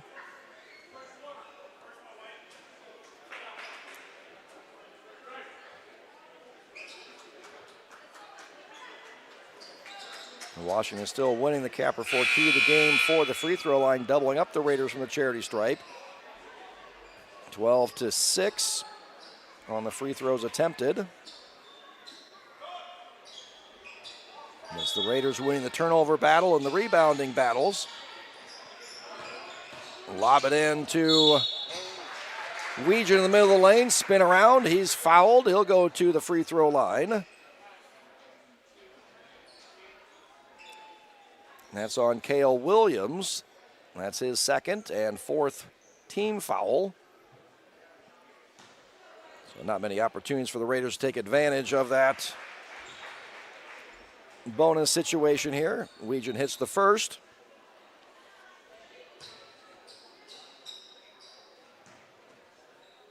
Weegan and Weiskopf both get to the line for 3 free throws attempted per game, ranking 11th in the conference. We'll see if Washington holds it out here, about a 3-second difference between the shot clock and the game clock. Conrad brings it over to this left side of the floor, gets a double screen. Thought about the long 3, down to 10. Kicks it out to Greiner. His 3 is good. 5 seconds for the Raiders. DJ Carey, nice drive. Colin Reed is out of bounds, 0.5 left.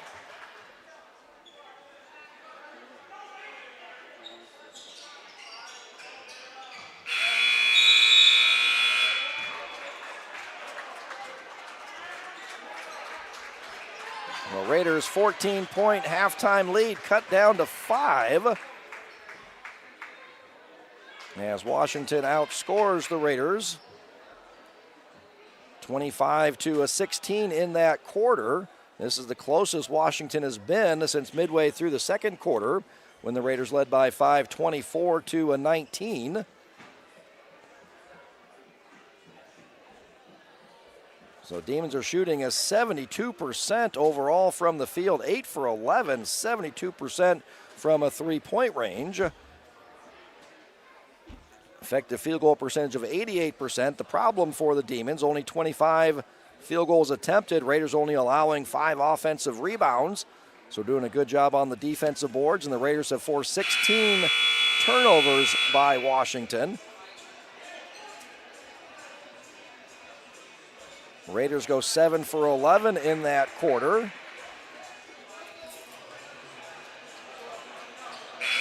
Are 7 for 16 from a three-point range for an effective field goal percentage of 62%.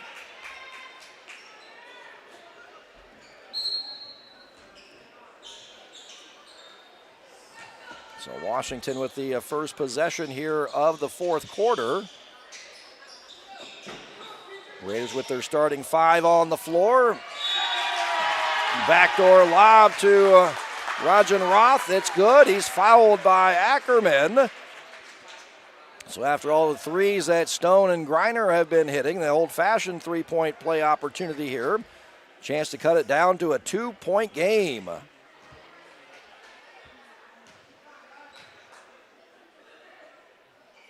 Roth hits the free throw. It is a 2-point game. An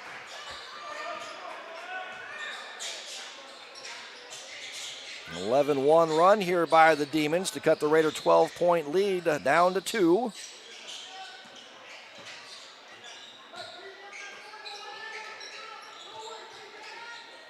See where the Raiders go for an answer. Griffin Becker down low.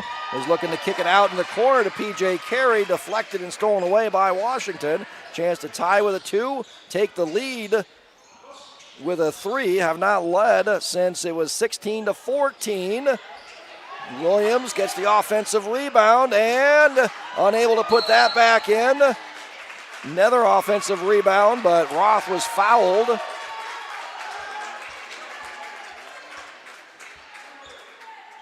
And he's going to go to the free throw line for free throws.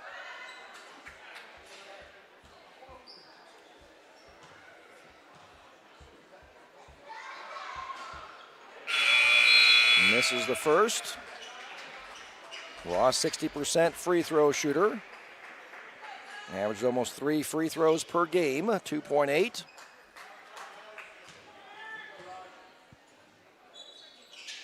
Hits the second. It's a 1-point game, 57-56.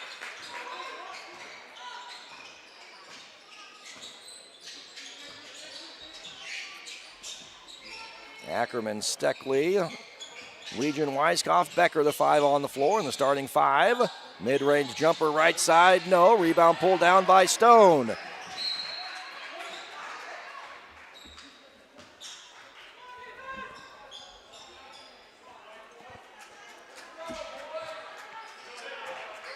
Washington chance to take the lead with a bucket.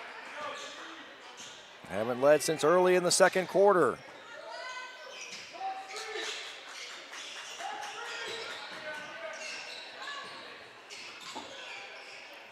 Nice job by Weegan taking that three-pointer away for Stone. Kicks it to Griner. His 3 is good.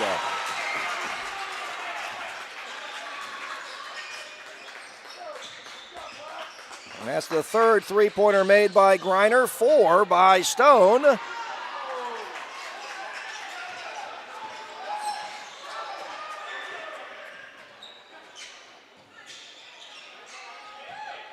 Nice job again by Weegan taking that 3 away from Stone. He was looking to catch and shoot on that. Williams looking to drive on Weiskopf.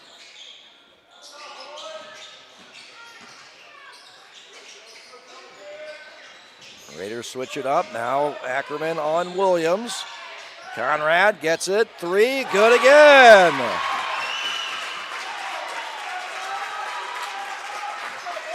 Eighth made 3 on the night. 10th made 3 on the night for Washington. Second for Conrad. Stone is 4 for 5. Griner is 3 for 5 from three-point range. Washington 75% from three-point range. 70% overall from the field, effective field goal percentage of 87%. It's like the Raiders are playing the 1985 Villanova Wildcats going up against Georgetown.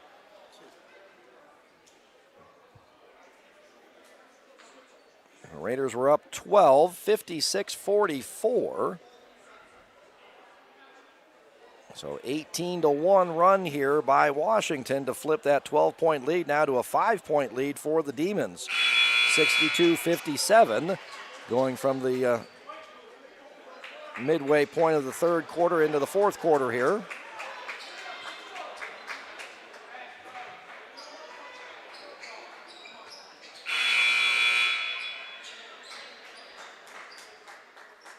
Steckley, Hoffman, Weegen, Weiskopf, and Banos, the 5 on the floor for the Raiders. Going to get offensive foul.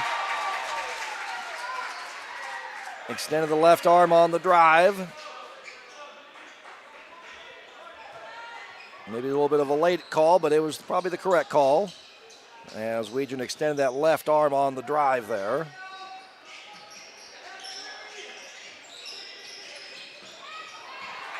Roth all alone lays it in.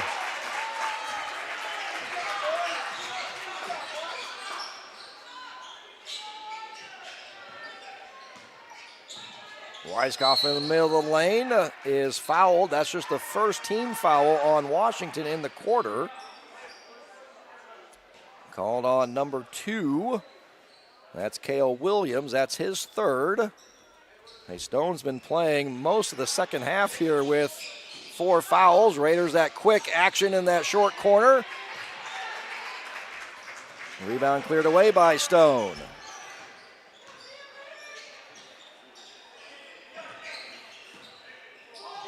Now it's Washington with the 7-point lead, content to run some time. And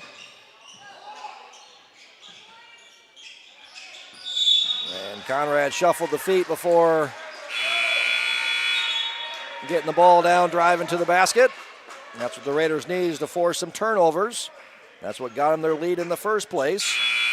17th turnover on Washington. 14 on the Raiders, so +3 there.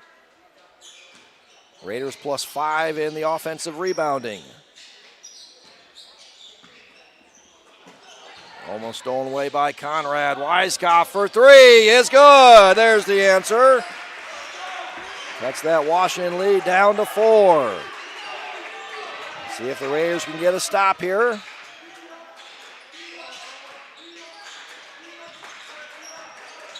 Roth getting downhill to that left hand. Gets it to go, and the bump.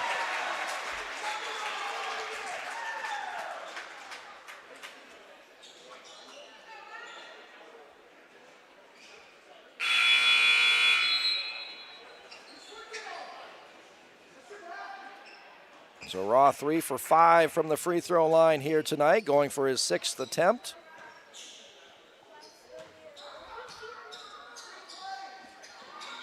Gets that to go.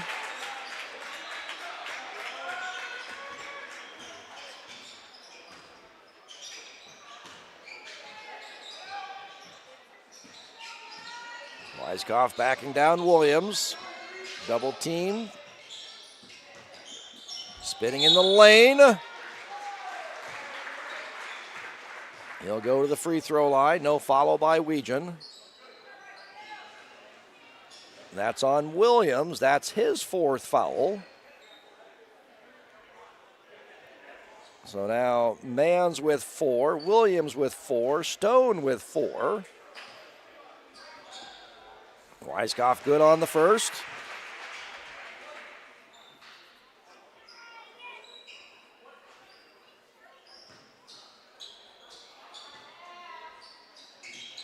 And the second. That's the Demon lead down to 5, 67.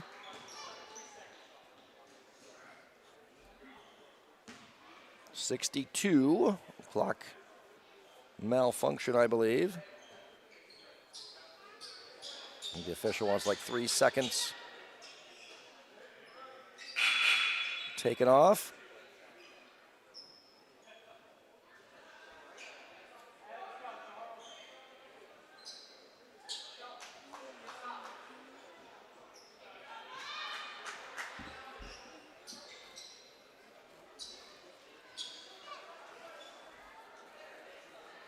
delay is longer than 3 seconds that they're asking to come off the clock. Okay, everybody's happy.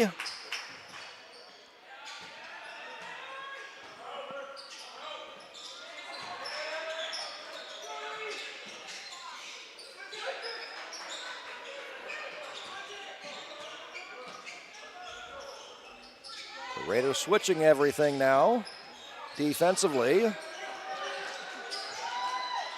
Roth gets into the lane. No, rebound, ripped down by Weegan. Raiders get the stop they needed. Now see if they can get the score on this end. Steckley kicks it back to Weegan. 3, straight on, no.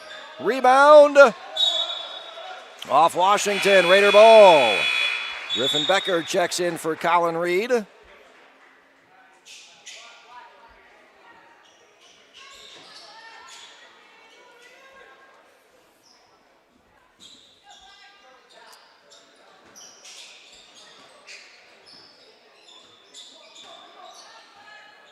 Weiskopf on the yo-yo dribble, gets to his spot right in front of the basket. Turnaround jumper is good.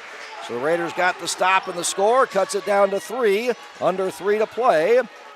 Let's see if the Raiders can get another stop here. Again, Raiders switching everything defensively. Roth on Weegan.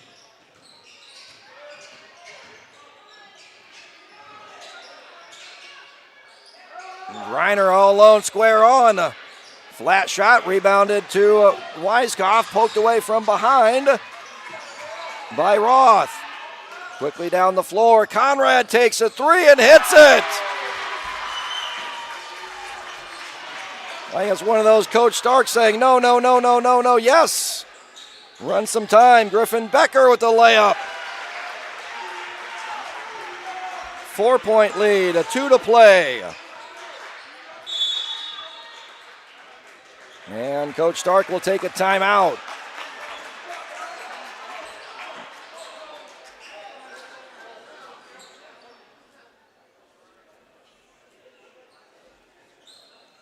So hot shooting by Washington all night long. They are 10 for 13 from three-point range. 77%. 23 of 33 overall from the field.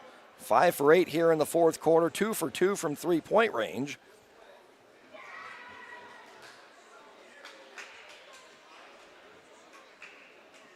Raiders 3 for 5 here in the quarter, making a 3, and are 2 for 2 from the free throw line.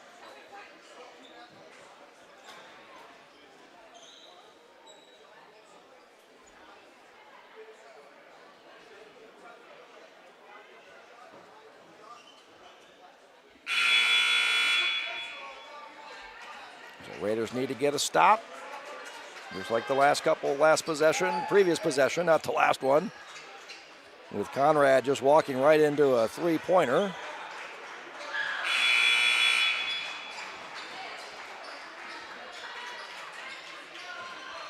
Williams with 4 fouls, Stone with 4 fouls. Almost a backcourt violation there on Williams. Coming all the way around to get it is Conrad.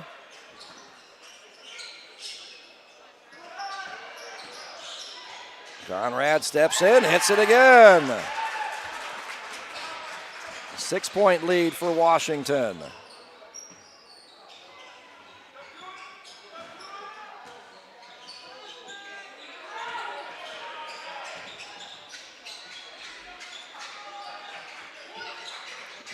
Hoffman on the drive, it kicks it out.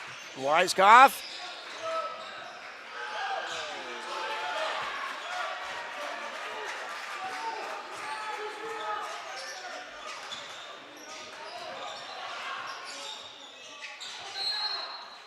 Off Weiskopf, out of bounds. So Raiders going to play this possession out. 25 on the shot clock, down 6. Raiders have committed 4 personal fouls, so the clock will stop and free throws on the next foul.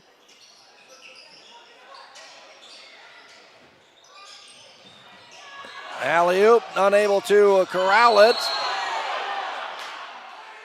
Bodies all over the floor. What's the call?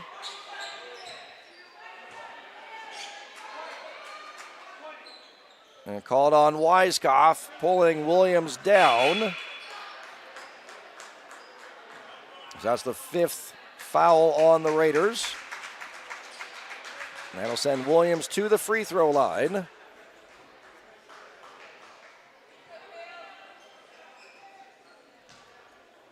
So the Raiders need to get that clock stopped. It would be nice if they could have collected that defensive rebound.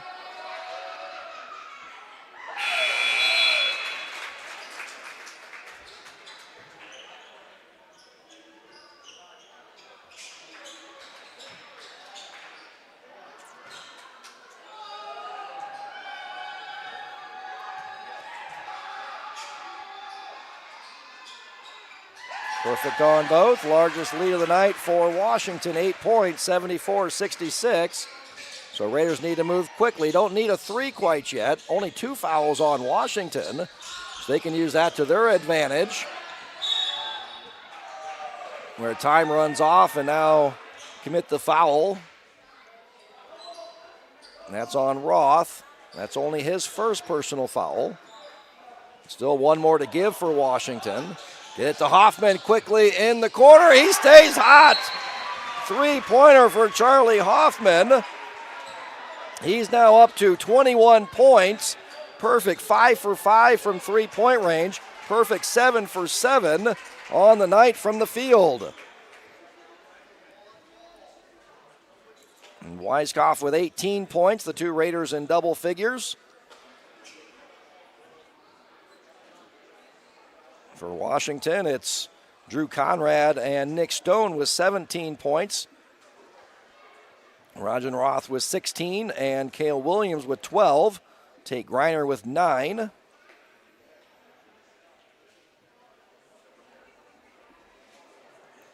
Ashton Mans has chipped in with a 3-pointer. Washington 11 for 14 from 3-point range.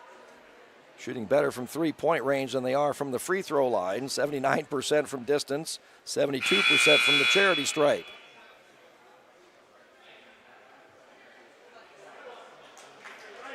And Washington's a perfect 3 for 3 from distance in the quarter.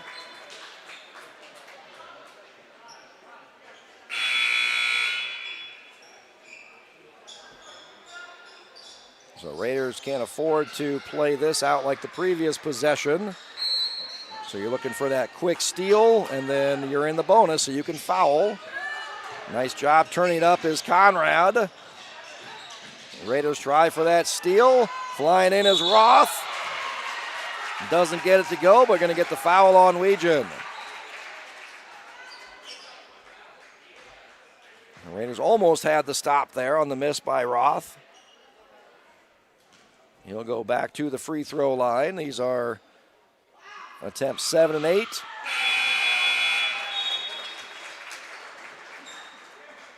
Almost matching the entire Raider total. The Raiders are 8 for 10 from the charity stripe.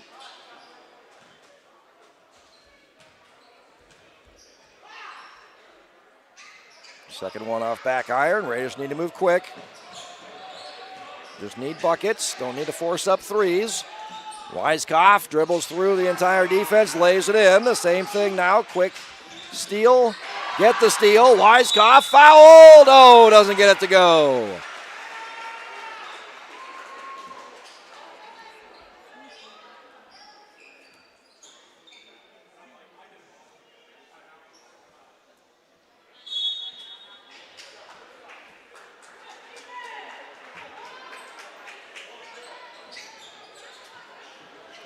Coach Stark takes a timeout to map out the strategy here. So if Weiskopf hits them both, it's a 3-point or 2-point game then, 1 possession. So again, Raiders, same thing, need to try to force that turnover. And if they don't get it, then you need to foul quickly. Just play the foul game. Hope, just like the last possession, maybe Washington splits the free throws, and you can come down quickly and potentially tie it or take the lead.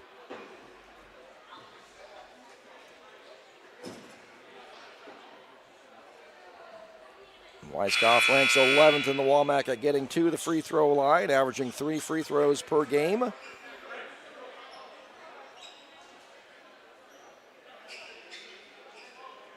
20 points on the night. Hoffman off the bench with 21 points.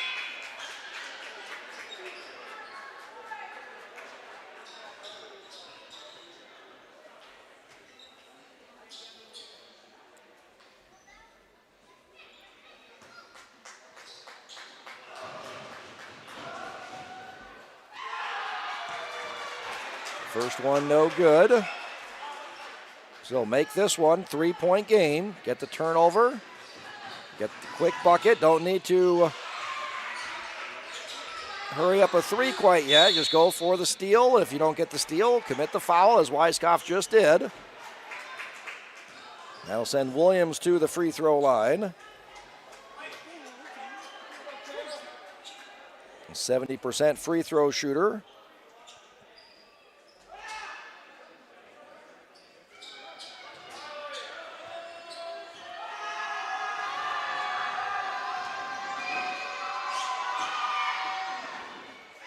Pick your poison with the Demons here, that all 5.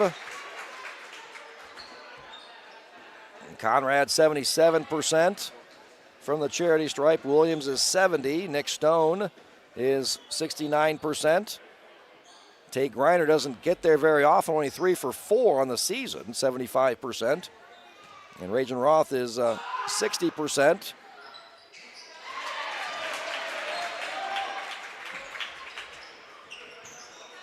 Get the ball up the floor quickly. Still can attack and get a 2. Weiskopf, floater in the lane. Good. 77-74. And a smart play throwing it long to Nick Stone. And he's finally fouled.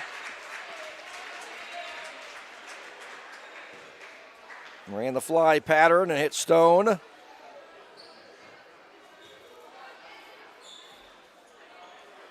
So Raiders need Stone to miss both of these free throws here. And he drills the first.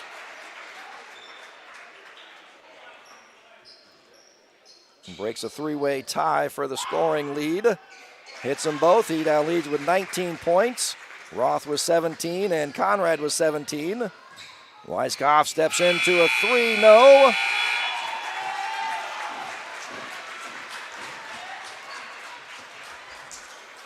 And Washington comes back for the 79-74 victory.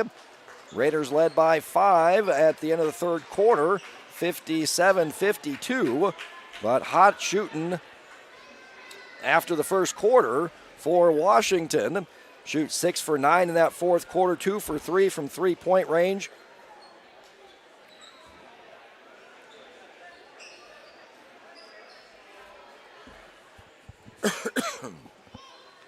So Washington shoots 11 for 14 from three-point range, 79%. 69% overall from the field. Between Williamsburg and Washington boys, it was a great game. This year we did something a little different. We realized that Washington lost someone very special to them, and we wanted to dedicate this game to Carson and his friends. And certainly his family. And we realized through losing my brother how much community means. And unfortunately for a lot of the boys on this court, you both all lost somebody that you care about in your class. And we just wanted to give you a lot of love and let you know we're always thinking about you guys. And hopefully as you guys move on after this, and that you always kind of keep Mr. Tate in mind and Mr. Carson. And I know my brother kind of echoes a lot of their same just qualities. And I hope that you guys continue to live those full lives, just like Tater Tough, like Carson, and like my brother Perry. So thank you guys for doing this. I'm going to let Carson's mom be the one to hand out the trophy to the Washington Demons.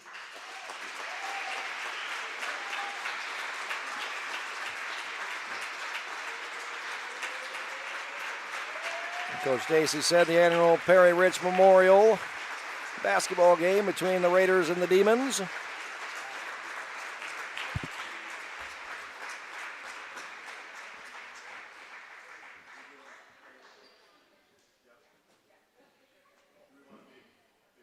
So Washington will continue their road trip, heading to Burlington to take on the Greyhounds on Friday, February 13th, followed by a trip to West Liberty on a Tuesday, February 17th. The Demons will close out the regular season hosting the Solon Spartans on Thursday, February 19th at 7:30. The Raiders will travel to Independence tomorrow, February 10th, for a girl-boy doubleheader with the girls' game starting at 6, followed by the boys. The Raiders will return to the RAC to close out the regular season, hosting the Vinton-Shellsburg Vikings in a boys-only game starting at 7:15. A big thank you to Carter, Tasha, Trevor, and Tyler for doing stats. Aiden Lannert here at the RAC doing stats. And Brindley Heitman running the video board, and to Veronica Heitman and Todd Yellen for all the technical assistance. Thank you for joining us on our Williamsburg YouTube channel for the Williamsburg girls and boys basketball games tonight for the annual Perry Rich Memorial game between the Washington Demons and your Williamsburg Raiders. Our next broadcast will be the girls' first-round state playoff game, which will be right here at the RAC on Valentine's Day, Saturday, February 14th at 7 o'clock against the Vinton-Shellsburg Vikettes. Good night from the RAC, the Raiders Athletic Center.